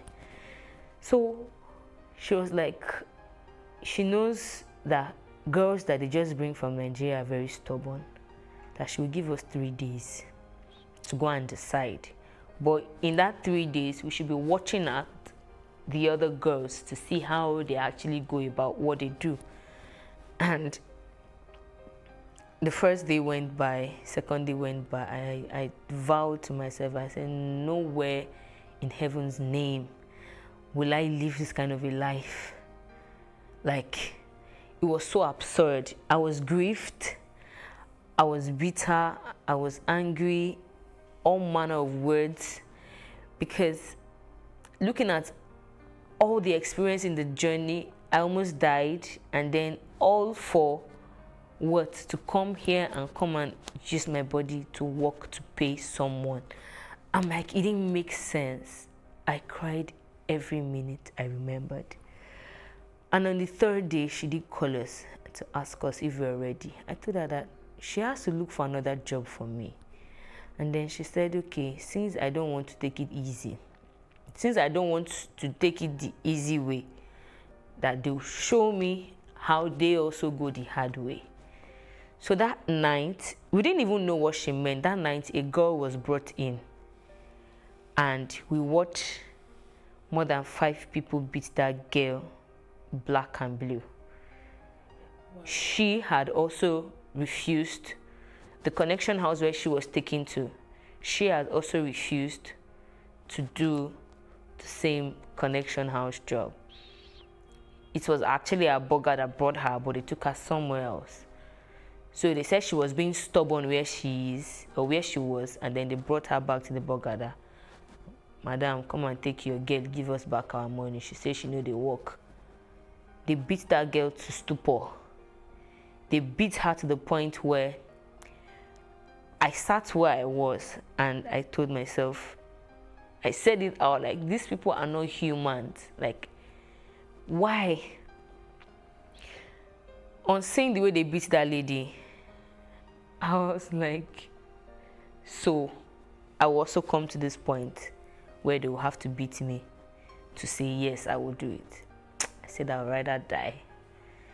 Because at the point when they beat her, she was like, okay, Mache, I will do it, I will work, I will do it. I was like, so this is what I will go through. So for some reasons, I didn't know, they took the other 3 ladies out of where I was. It was now left with only me in that house that came together. So after a week, she then asked me that, what else can I do? I said, I cook. She was like, okay. She gave me pepper and oil. I said, go and make stew with it. I made the stew. She told them to teach me how to make banku.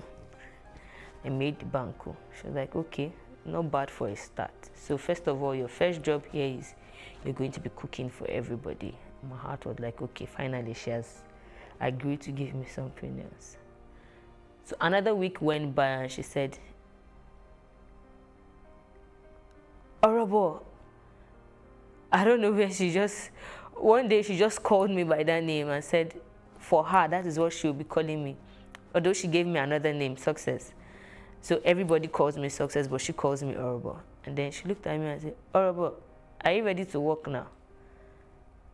I was dumbfounded and I couldn't say anything. And in my head, I was like, if it is to die here, I think I'm ready to do that. But to use my body here, I will not.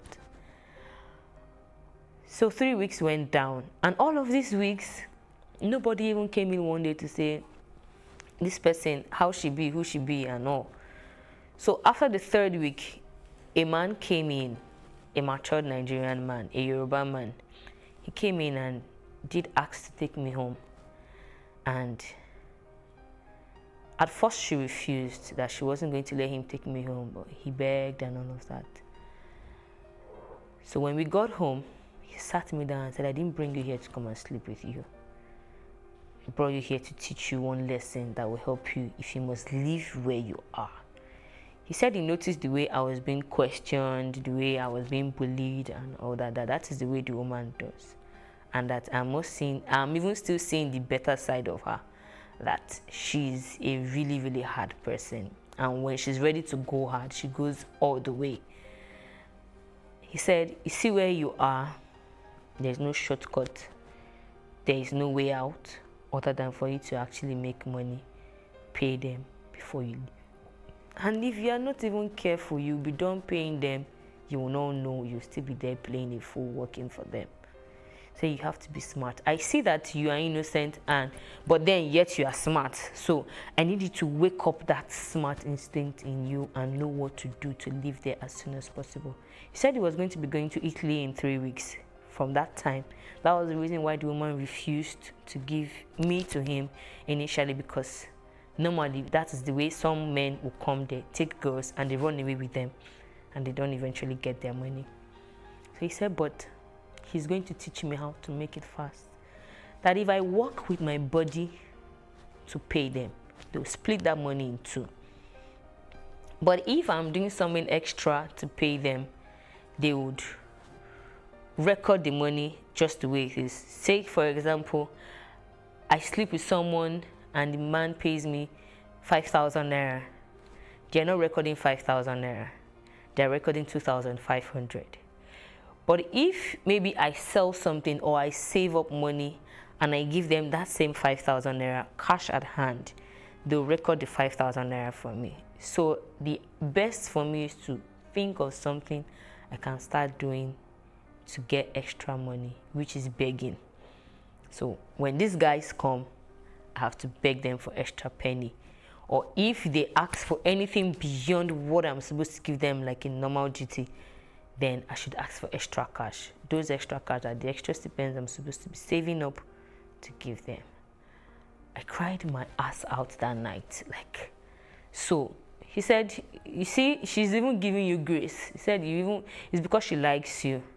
That this woman, she's naturally not the patient type, and the moment you're proving hard, she'll go hard with you and you'll give up. So the earlier the better for you. But he felt that he should just reach out to me and teach me something that would help me.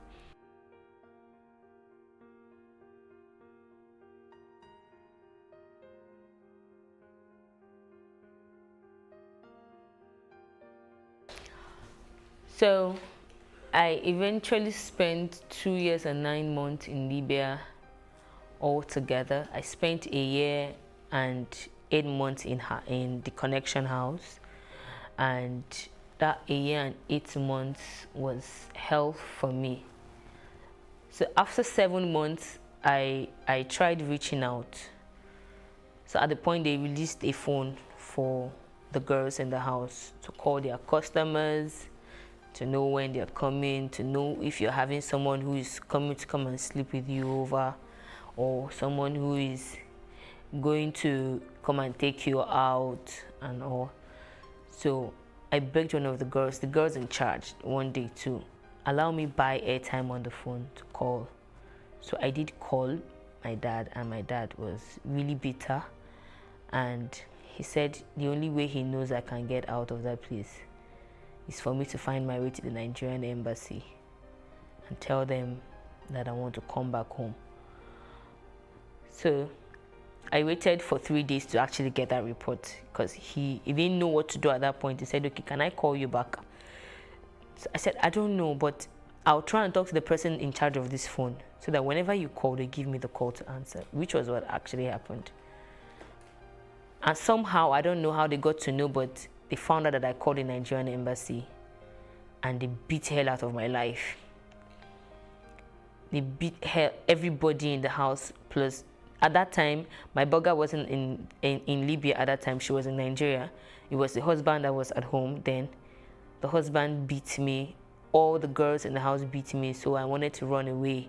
Oh, I'm trying to be smart, and this and that. After all, they knew that from the very first day I came, the woman was calling me a virus because she knows that I'm kind of smart. I will try to play smart. So from that time, they locked me out from phone. They stopped allowing me go out. It was I can't start recounting experiences, day-to-day activities, how I felt.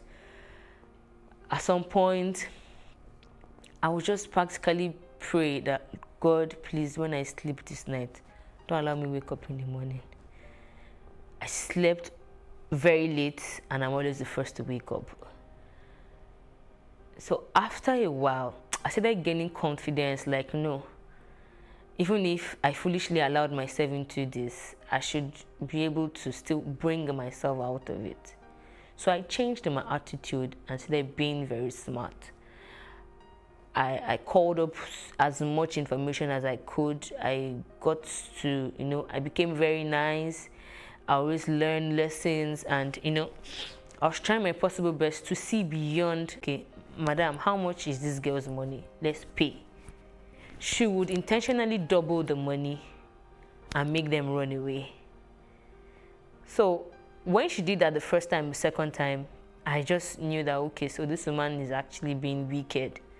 But not to worry, I'm actually still going to live here. So when it was about 1 year and 5 months, I sat down one day and calculated how much I had paid, minus all the subtraction. If you do anything, she'll beat you and subtract your money. Maybe 50 dinars, maybe 100. If you quarrel with anybody, maybe 200 dinars. If you fight, maybe 500 dinars and all. So by the time I calculated and I saw that the money had gotten up to like 5,000 dinars, which was actually what that man told me. He said normally it's supposed to be 2,500 dinars, but burgers are always wicked. They want to collect even double of that. So sometimes you have to pay up to like 5,000 to 6,000 dinars before they will let you go. And some will still not let you go, except you fight for your freedom. So when I calculated, and I had calculated about 7,000 dinars, I was like, okay, I think my time here is up. And then I started asking for freedom. She initially refused and said that I was not done paying her. So I said, okay. So in 2016, when she was going to come to Nigeria in September, she gave me freedom in August. That was 1 year and 8 months. She said, okay, that now I am free to work for my own money. But whatever money you're working, the same way they were splitting in two, it's just that this other half now, instead of them collecting it, they'll give it to you. Sometimes they may not even give it to you. They tell you to keep it with them. Maybe you want to send some money to Nigeria. So I said, okay, no, that I didn't want to keep it with them, that I actually wanted to live there. She said, I cannot live there until she comes back. I have to wait for her to come back to Libya because she had a new child and she wanted to come home. I said, okay. So throughout that month, that September, I kept having dreams that if I don't leave that place, I probably might not have my life again. the dream came like about 5 to 6 times, and then I just summoned courage to open up to the husband, to tell him that I think I'm very sick and I want to go take care of myself. This is about 1 year and 9 months now. From the day one up until now, I worked every day and slept nothing more than 3 to 4 hours, that I needed to take care of myself. And he understood with me, because several times in between, I had fallen sick, like so bad, that at some point it took drips to like resuscitate me back and all. And the man also knew that I was very, very hardworking. Like at the point, he would always tell the wife, stop beating this girl. Like, you need to stop, even if you're beating every other person, but you see this one, stop beating her. And the next thing is, she will say, oh, okay, so now you're sleeping with my husband. My husband is fighting for you. This, that. I know you are hardworking, but you must be sleeping with my husband for him to be fighting me to stop beating you. And then she will intensify whatever thing she was doing. So, but I kept bearing them up. At that point, I made up my mind. So there's this Ghanaian guy who had already told me that whenever I'm ready, that he had an apartment he doesn't really stay in, that he goes to the village to work. Sometimes he doesn't come home 2-3 months, that he could give his space up for me to stay there, take care of myself. So when I did mention to him that I wanted to go and that I was sick, he did say, okay, that I should call the wife and tell her, which I did. And then she was like, so I cannot wait for her to come back. I told her that no, I can't wait, that I'm very, very sick and I needed to go take care of myself. She said, okay, I should hand over the account to the husband and I can leave, which I did. That was in October 2016. I did that in October 2016. In November, sorry, that was November 2016. I did that in November 2016. I had barely stayed a month in the new house where I was staying. I'd stayed a month and I was taking treatment, eating well and all that. And I heard she came back. She did actually call me to come and cook for her, but I refused going. And then on the 2nd of January in 2017, there was a massacre in the garage.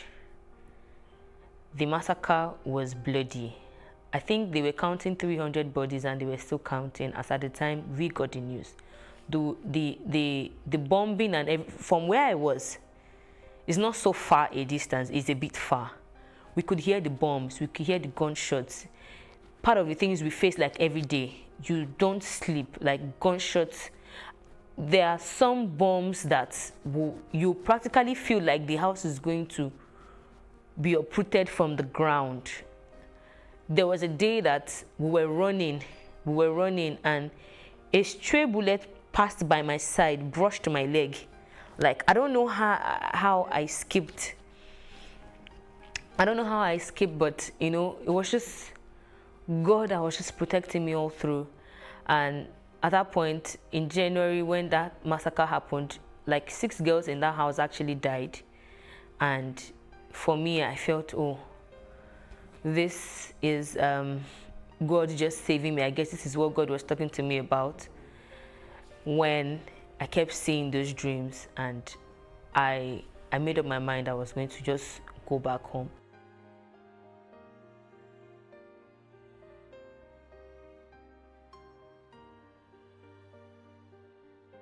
Um, 2 months out of there, I called a friend and told her that if there was a way she could help me find money, I needed to come back home. And she was the one that told me about the voluntary return, that I needed to find my way to the UN's office or whichever way and all that.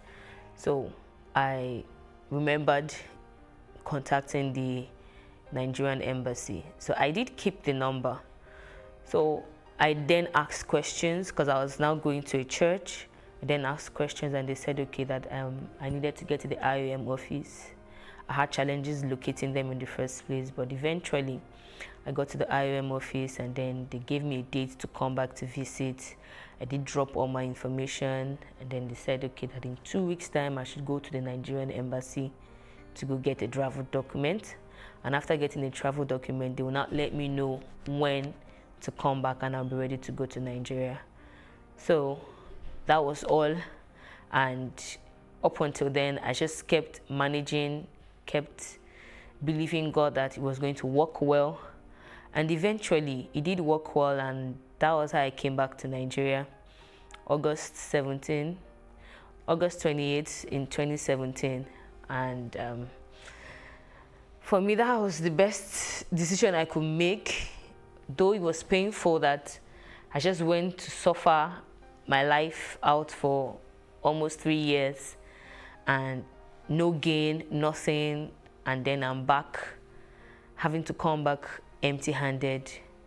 And up until today, both the travel agent, both the guy that introduced me to the travel agent and the lady, none of them has been found. And life hasn't been easy. Getting back to my feet, like I was in bad depression for like almost 2 years. It was really bad coming back to see that, okay, first of all, I have lost money, I have lost friends, I have lost business, and then having to resume my motherly duties almost immediately because children wouldn't hear, oh, I had a bad experience. And then having to reintegrate back into the community, it was really difficult. Like, it just took the grace of God, and it took my kind of strong personality to just keep resuscitating me, and I just kept believing that I'll definitely be who I really wanted to be. I didn't really need to think about the pain, but then the lesson can never be forgotten. The experience can never be forgotten. The trauma, the pain, and everything can never be forgotten. But then one thing can be done, which is moving ahead and making use of all the experiences. And then I did find answers to my quest as to why people did trafficking as a business. And I think that apart from poor economy, some people are just ignorant and they don't really care. They just can do anything just to make money.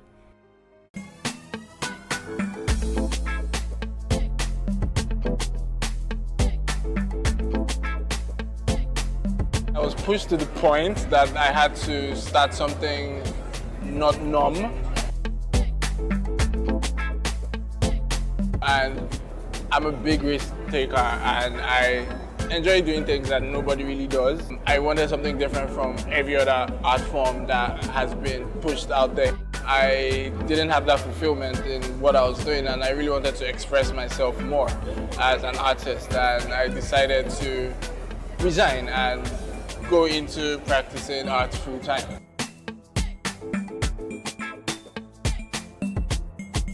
I loved subjects that had illustrations or drawings in them.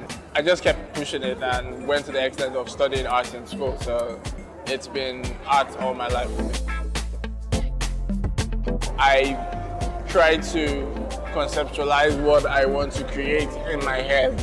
Even in as much as scattered as it might be, I create it in my head first, then I put it on paper. I sketch, then I try to pick colors, and I proceed to the main piece. A friend of mine told me, like, there's really nothing that could be achieved with graffiti here. The piece behind me is titled Bold Steps.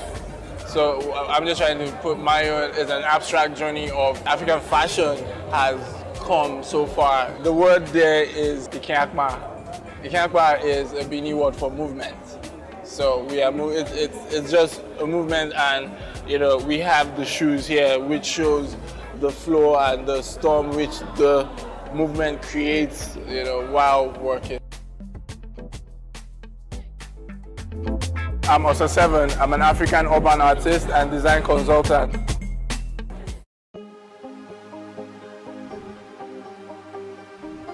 Season. I will take you through this amazingness today.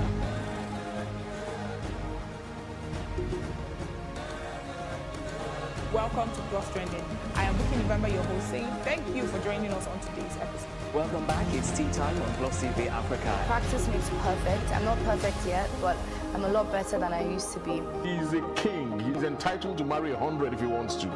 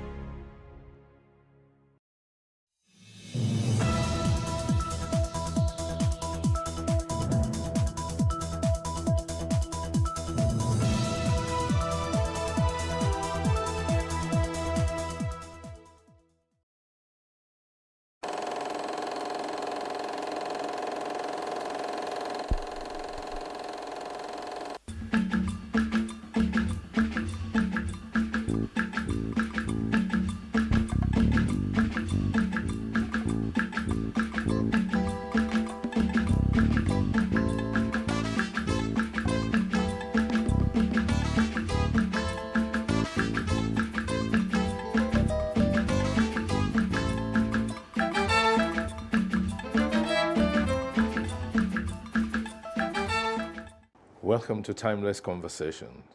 This is the very first edition of the program, and it's such a privilege for me that my first guest is someone with whom I have this very personal relationship.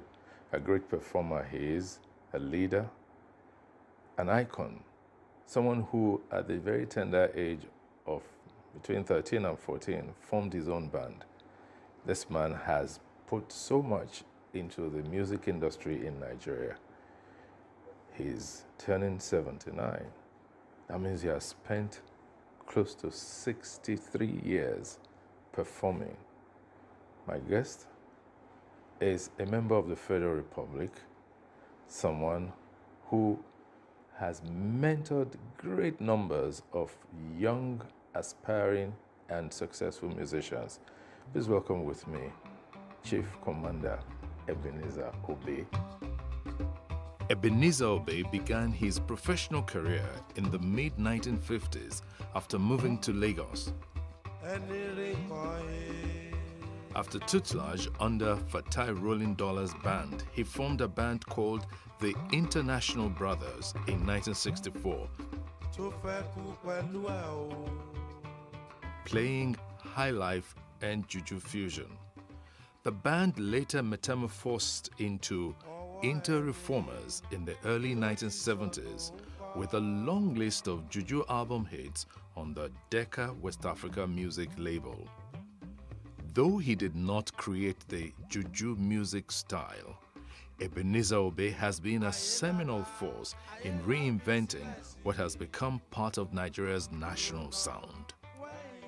Well, sir, I know that everybody calls you evangelist now, but we're going deep into music. Welcome, sir. Thank you very much, Lego. Yes, sir. It's good to see you, and I see that you're looking very healthy. It's my pleasure to see you too. Yes, sir. It's really, really nice to see you. I want us to go back to Idogo. Okay. That's your roots. Yes. What was it like growing up in Idogo? Well, I think I will have to put the whole story of my life in order. You are right to talk about Idogo being my root. But I want to say that both my parents, my father and my mother, they are from Abeokuta. My father is from KC, Abeokuta. They call us Omulakisi, Omorula Shika. That is our Oriki, Omosun Abinu. Ẹni bá ṣe ìkà lọ́sàn kò ní fara rẹ̀ lọ. So my father is an Egba man, and my mother is from Owu. So Owu Lakoda. Yes, and Omoye, Omajiri, and so on. That's my mother.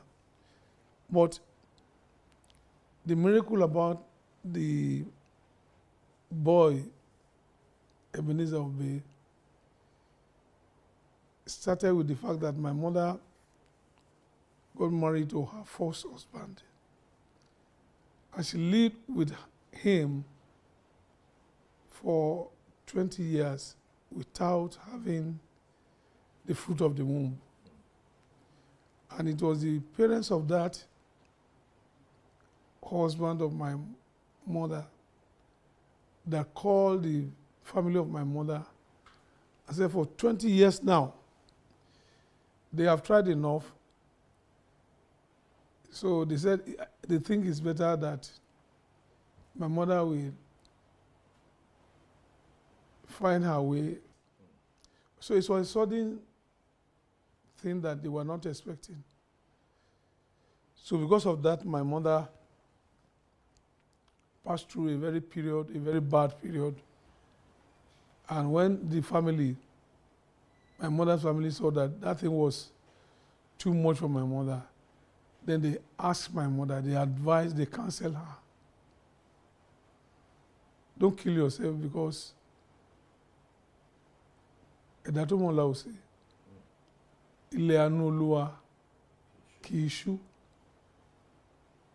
wọ́n á lọ forí ara ẹ̀ pamọ́ sọ́dọ̀ àwọn ẹ̀gbọ́n ẹ̀ ní Ìdọ̀gọ̀. Go and hide yourself in Ìdọ̀gọ̀. Forget about a man. Don't kill yourself. And my mother was a good believer. So the pastor in Lagos prayed for my mother. That was how my mother left Lagos for Ìdọ̀gọ̀. On getting to Ìdọ̀gọ̀, my father was a carpenter by profession, very good carpenter. And in those days, they combined farming. So my father was combining farming with the carpentry job he was doing. But my father was a friend of my mother's brothers. My mommy's senior brothers. So when she got there, my father saw my mommy and said, in Egba dialect, "Èmi rè má fẹ́ àbúrò yín yìí o. Á bí ọmọbìnrin mi, á dẹ̀ bọ́kùnrin mi." Very prophetic. Yes, so prophetic. That's something that my mother said, me, I don't want to marry a carpenter, but as God wanted it. My mother, who was never pregnant for 20 years. Got pregnant. And my father said, I've been marrying me, I did me. So the first born was a female. Was a female. And the pastor in Lagos told my mother, just be praying. Ma gbàdúrà pé Ọlọ́run wọ́n ní mi ò lè bímọ. Oore ọ̀fẹ́ ó tó fún mi. Oore ọ̀fẹ́ ó tó fún mi. And my mother was praying along that line that the pastor directed her to pray. And when my sister came, so my mother said she told my father she want my father to want them to name my sister Grace. Well, it was grace that the pastor was talking about. Your grace is sufficient for me. They said I cannot have fruit of the womb, but you alone I have, and your grace. So that's why they named my sister Grace Olasumbo Amoke Fabi. And then when she was married to Kayede, later on, she has been with the Lord a few years ago. So. And then you came? Then I came. When I came, my mother said, me that they said I cannot even have a baby, Iketamosi. The only children you can have, either you have girl, a boy. Kusiketamo. I have the female and I have the male. So my mother said, she told my father again, let us call this one Ebenezer. Ebenezer is there to want this day in the Oluwa ràn mí lọ́wọ́ dé. If you don't ràn mí lọ́wọ́ dé. And then Remilekun. Who named you Remilekun? My father named me Remilekun because my father had only one son. That was my late senior brother. And my late senior brother was 14 years older than me. You can see. So it means both of them, your parents had experience. Yes. It was a kind of breakthrough. So my mother, Olashupo. Yes, so there's Olasumbo. So now Olashupo. But my father always called me Oluremi. All my father's relations, they call me Oluremi. Up till now? Yes. Wow. So that was how. And now in Ìdọ̀gọ̀. Growing up in Ìdọ̀gọ̀. Growing in Ìdọ̀gọ̀. Yes. My everything, my mother became pregnant, but came to Lagos for her clinic at Mercy Street Hospital. That was where I was born. And immediately I was born, I was taken back to Ìdọ̀gọ̀. I grew up in Idogo. I started school in Idogo. My everything, just the music, everything. It started in Idogo. Started in Idogo. So really, there is no Ebenezer Obey without Idogo. Yeah, no, there's no Ebenezer Obey without Idogo. Without Idogo. Even if Mercy Street wants to claim you, it's still Idogo. That's why I used to say that I was born in Lagos. Yeah. I was made in Idogo. Because my mother and my father slept and had an affair in Idogo. Yeah. He became the baby. Baby. But the baby was delivered at Mercy Street, Lagos. So I'm a Lagosian. By birth. So, but Idogo. So I'm an Egba man, born in Lagos, made in Idogo. An African, a Nigerian. Presented to the whole world. Thank you so much for taking us back down memory lane. Sir, going back still, what was that inspiration that made you start a band? Because in 1957, you renamed your band. Yes. Why? You know, in the school, I was influenced to music through the church choir. My mother told me that I used to trouble the choir. When I was crawling, I would crawl to where the instrument is. She would be carrying me. So much that the pastor carried me one day and said, this boy must become a good musician. Just prophecy. And he prayed for me, gave me back to my mother. So I became a member of the band, the church and the school band. I became the school band leader. Anything music and drama, I was extremely good. And from there, that led to the Idogo Boys and Girls Youth Club. In the youth club, we have drama, music. I belong to the drama. All forms of entertainment. I was the youngest, but I was the most talented. I do the vocal, I compose. And it's been like that ever since. The day they started, they formed the band as a club, Ifelodun Mambo Orchestra. I was in Lagos and I dreamt that, I saw that they bought drums and they are trying to play the drums one by one. But I got there and I started playing the drums and they carried me.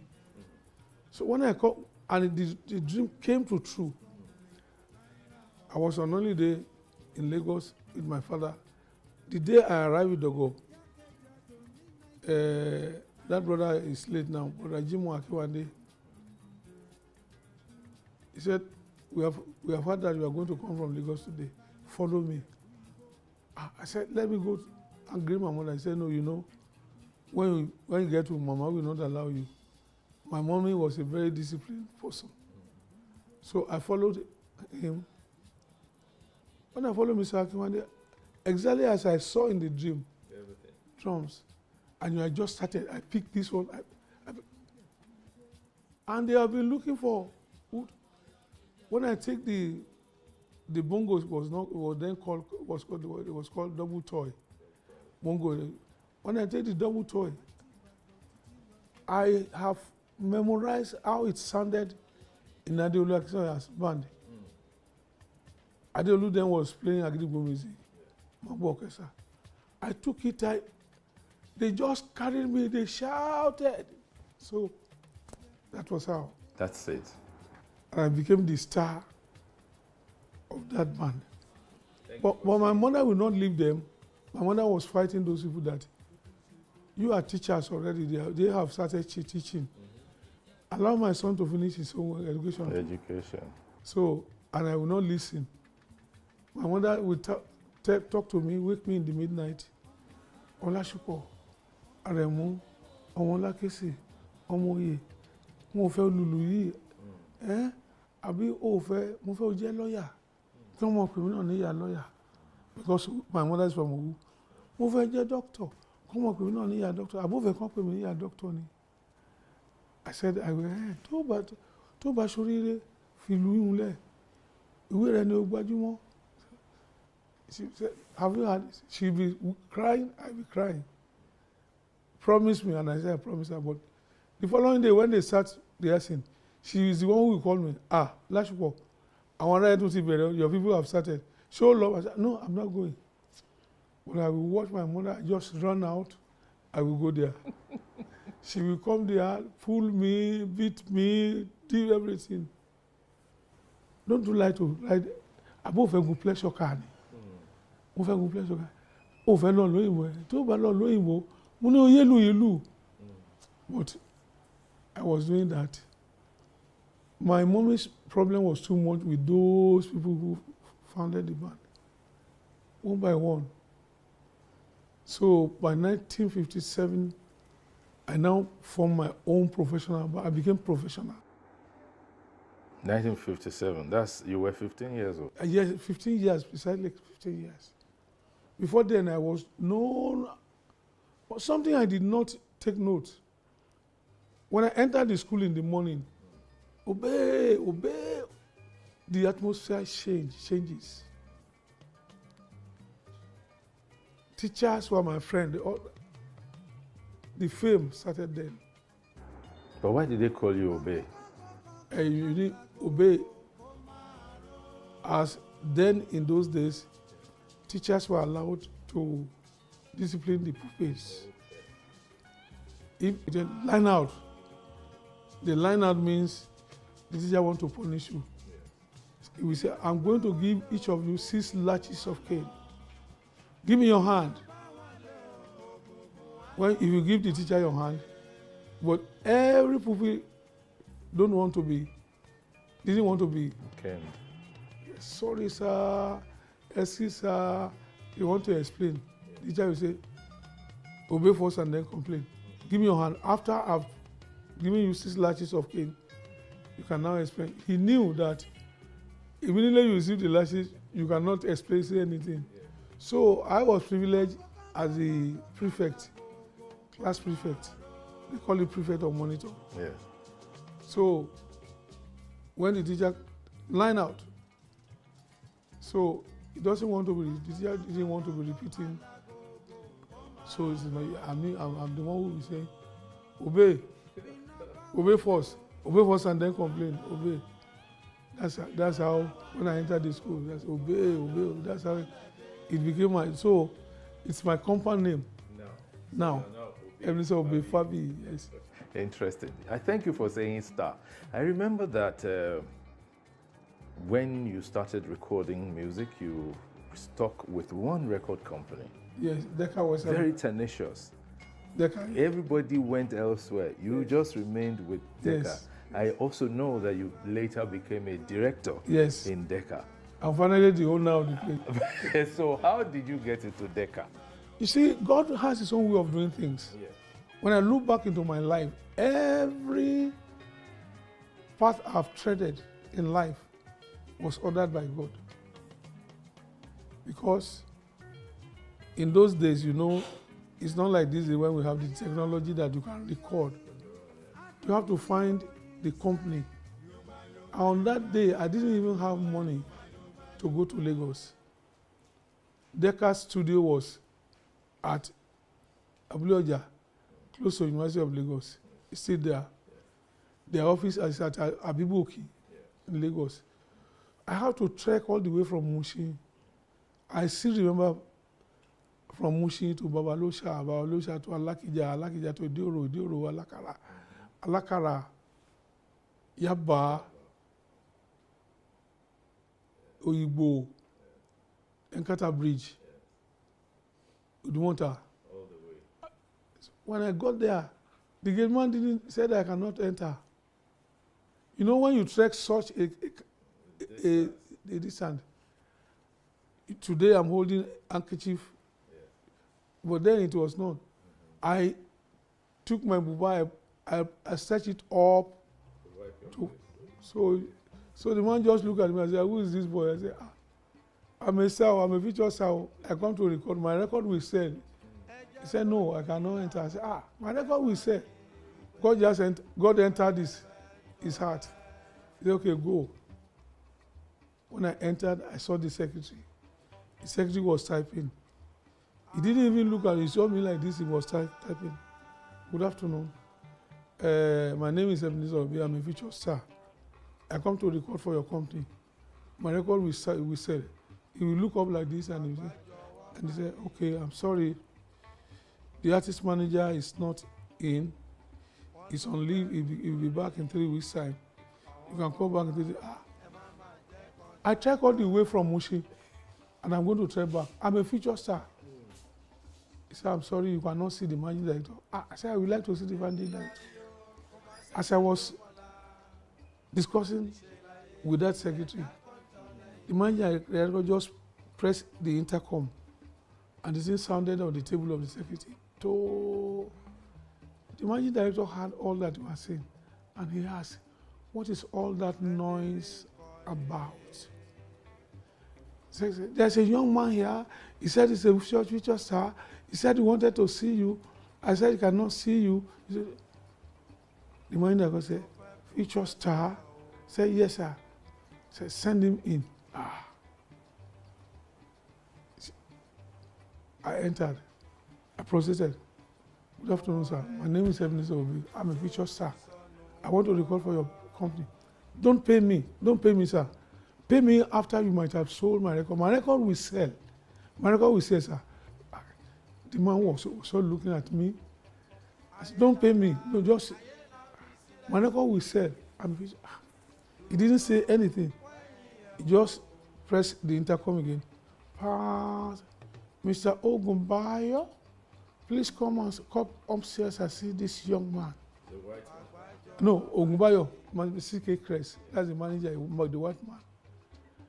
When about Ogunbayo came, I just processed. I started speaking in Yoruba. Sir, mo fẹ́ ṣe record fún yín, ẹ má sanwó fún mi. Tí record mi bá ṣe tán ni, I'm a feature sir. Ẹ má sanwó fún.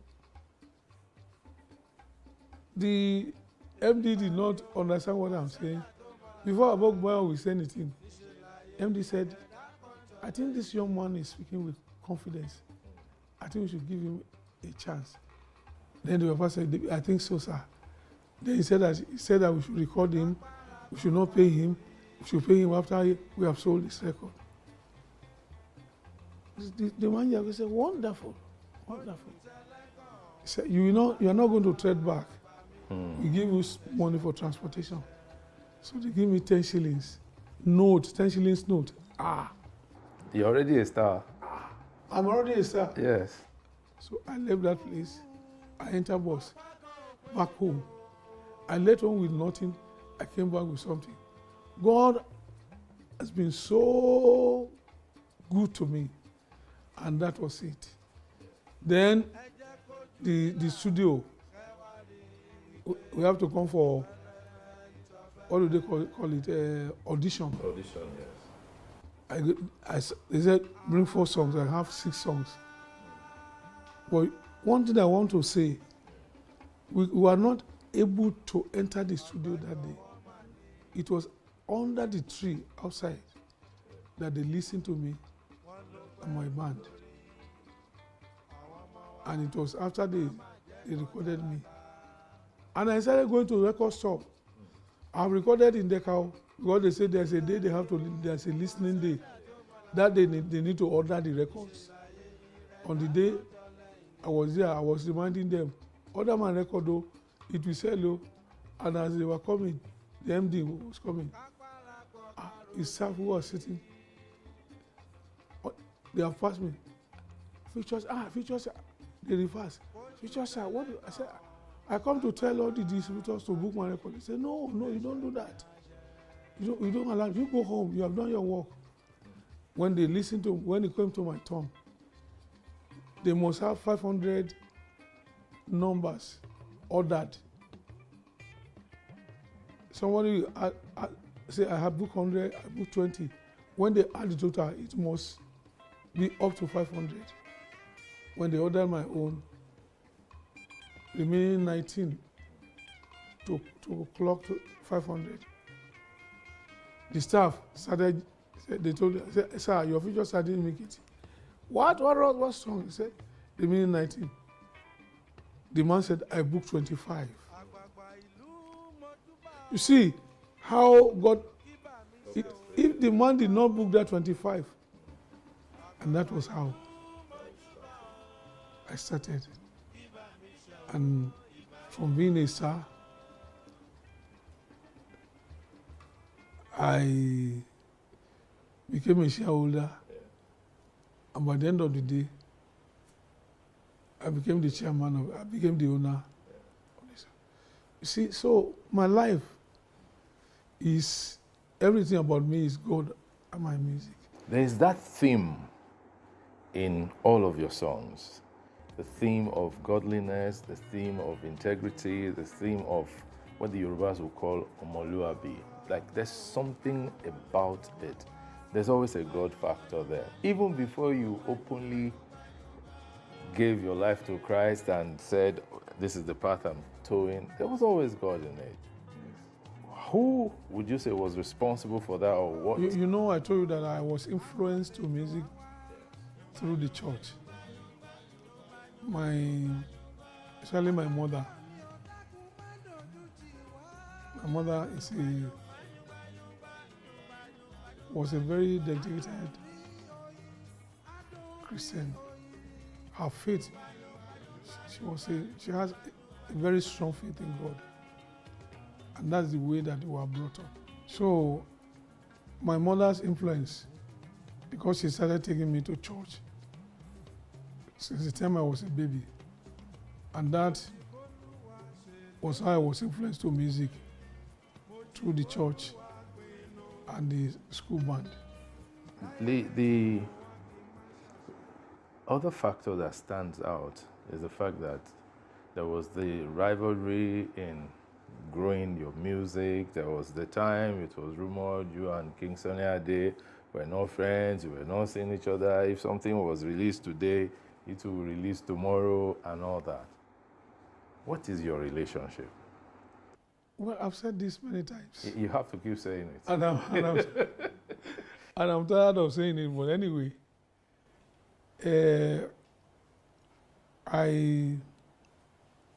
I've said that there was nothing between me and Sunny Ade. I started before him, and he came along to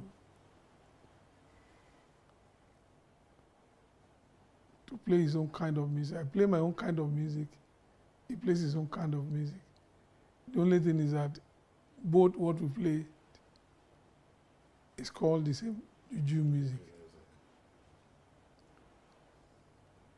And it was people that were turning whatever I say in my record, and they were turning whatever he says in his record. That there's a rift between me and him. And honestly, there was nothing like that. He used to pay me visit. I used to pay him visit too.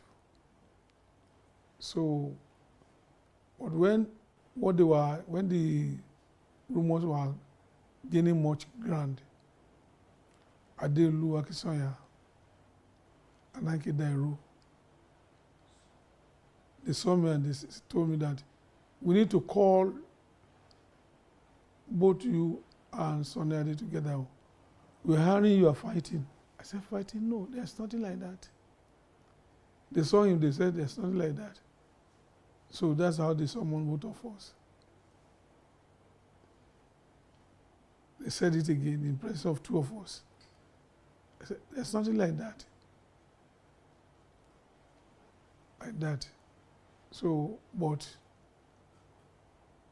the people were turning, what they were doing that, there was nothing between, it was Adelu Akinsanya and Anke Dairo that said, okay, this is what you people are going to do.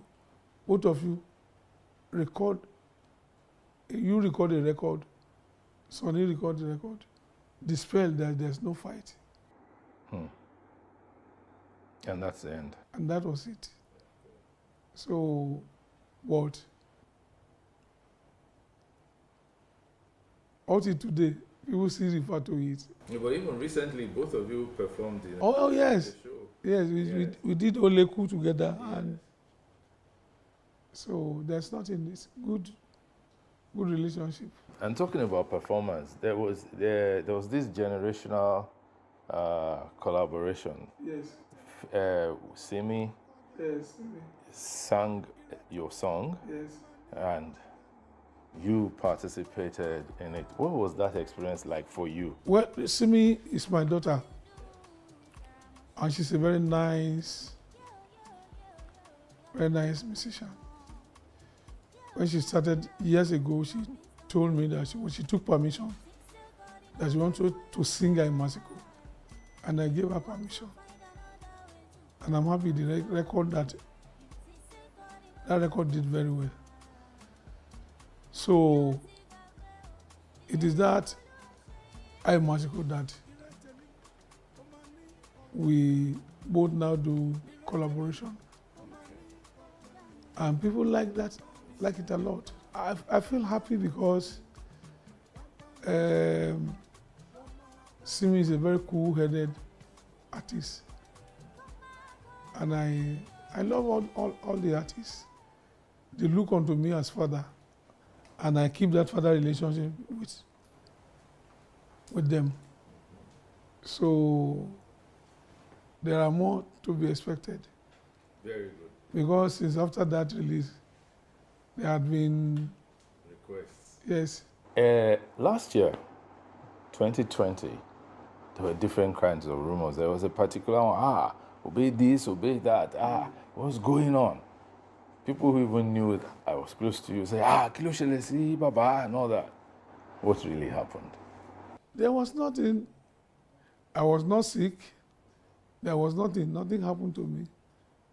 I was with Bishop Olani, my son, and Pastor Larry Obe.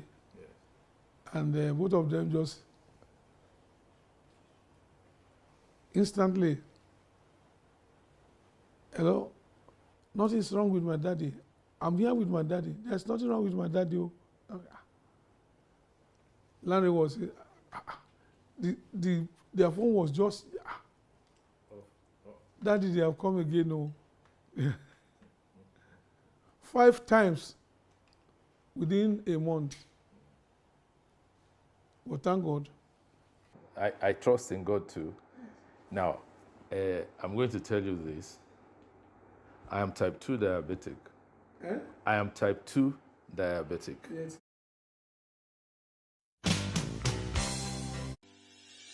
Increase the reach of your events or business services. To advertise on Plus TV Africa, please call 0906 000 5719 or 0909 040 84. I am type 2 diabetic. Yeah, same thing with me. A lot of people don't like talking about their health status. Why? What kind of advice can you give people? No, you see, I have said it out. I said that there's nothing about me that I want to hide, and I didn't do that. I've been a diabetic person since 1974. 1974 to this time is 47? Yes. And the doctors always say that I manage it very well. But it's not me, it's God. Well, I believe so much in the power of God. I use the medicine that I'm supposed to use. I use the medicine that I'm supposed to use. And diabetes can affect your eyes. Yes. It can affect many things. Yes. And that's the challenge, the only challenge that I have. I have done many cataract operation, but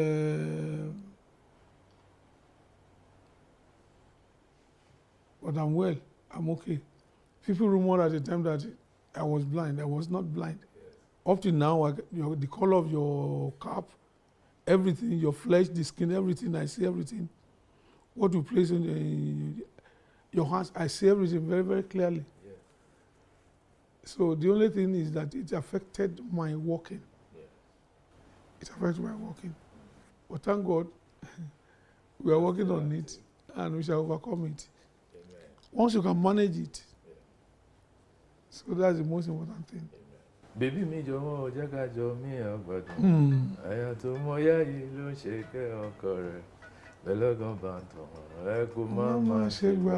What's the story behind it? Well, thank you for asking the story behind Olomingbotemi. This is going to give me an opportunity to talk about that part that I have never been saying much.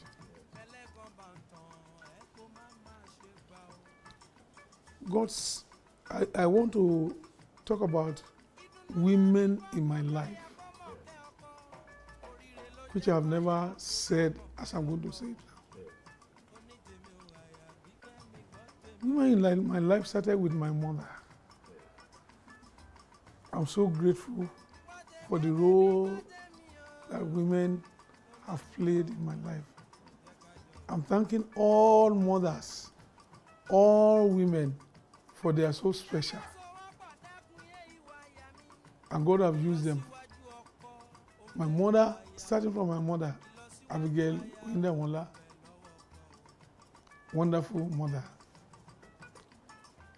She's the one who made sure that I became what I supposed to become in life. She showed me love, discipline, and everything that she put me through made me what I am today. That's my mother. My late wife, Juliana Olaide Oweniubi Fabi, the right wife that I needed. But I must say this, women in my life, before I became what I am now, as a musician, I shared my own part in women. The love of musicians, God is the one, I believe God is the one who put it in the hearts of me. You know, between Saul and David, when David killed Goliath, it was the women that started singing. They composed songs and they were praising David that David killed thousands, while Saul killed less than. The enmity between Saul and David started by that. It was women. It is what the women saw that they highlighted. That is the life of a musician. You know what led to Olomingbotemi? I have a girlfriend that is called Abike. Then I was moving around. We used to move around nightclubs. We play all around. Then there was this woman called Ashake. You know, I mentioned Abike or Ashake or Ashake. This woman Ashake is older than me and saw me. I said, Ejo Eyinda. I said, and she said, Ejo, Baba Olomamba Ingerui. Money already come by me. And she gave me 10 shillings to give my Baba. I've never met her, I didn't talk to her. God has his own way of sending people to you. I said, I used to give my Baba 1 and 6. I said, thank you, I will give her 1 and 6. Then he brought another £1, said, take this, sir. But this 10 shillings, give it to the Baba. Ó máa ń tún ẹlẹ́dàá yín ṣe. Ìgbàkígbà tẹ́ bá ti ń kọjá báyìí, tí n bá ti rí yín. Bí wọ́n ṣe ń gẹrun yìí, mo kàn like it. I didn't talk to her. She was older than me. I took the, I told Baba, God have bless you. One woman said, I don't get me, tell her that. Tell me to tell you 10 shillings. I wanted to give you one and see, but she gave me my own. Me and Baba, the Baba will joke. That was any time she said, Egba, boom, Baba. That was how the woman became my girlfriend. Do you know this woman? When I wanted to buy instruments, I told the woman to borrow me £84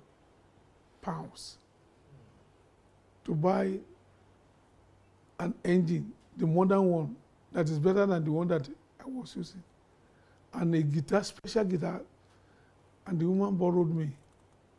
And I thank her so much.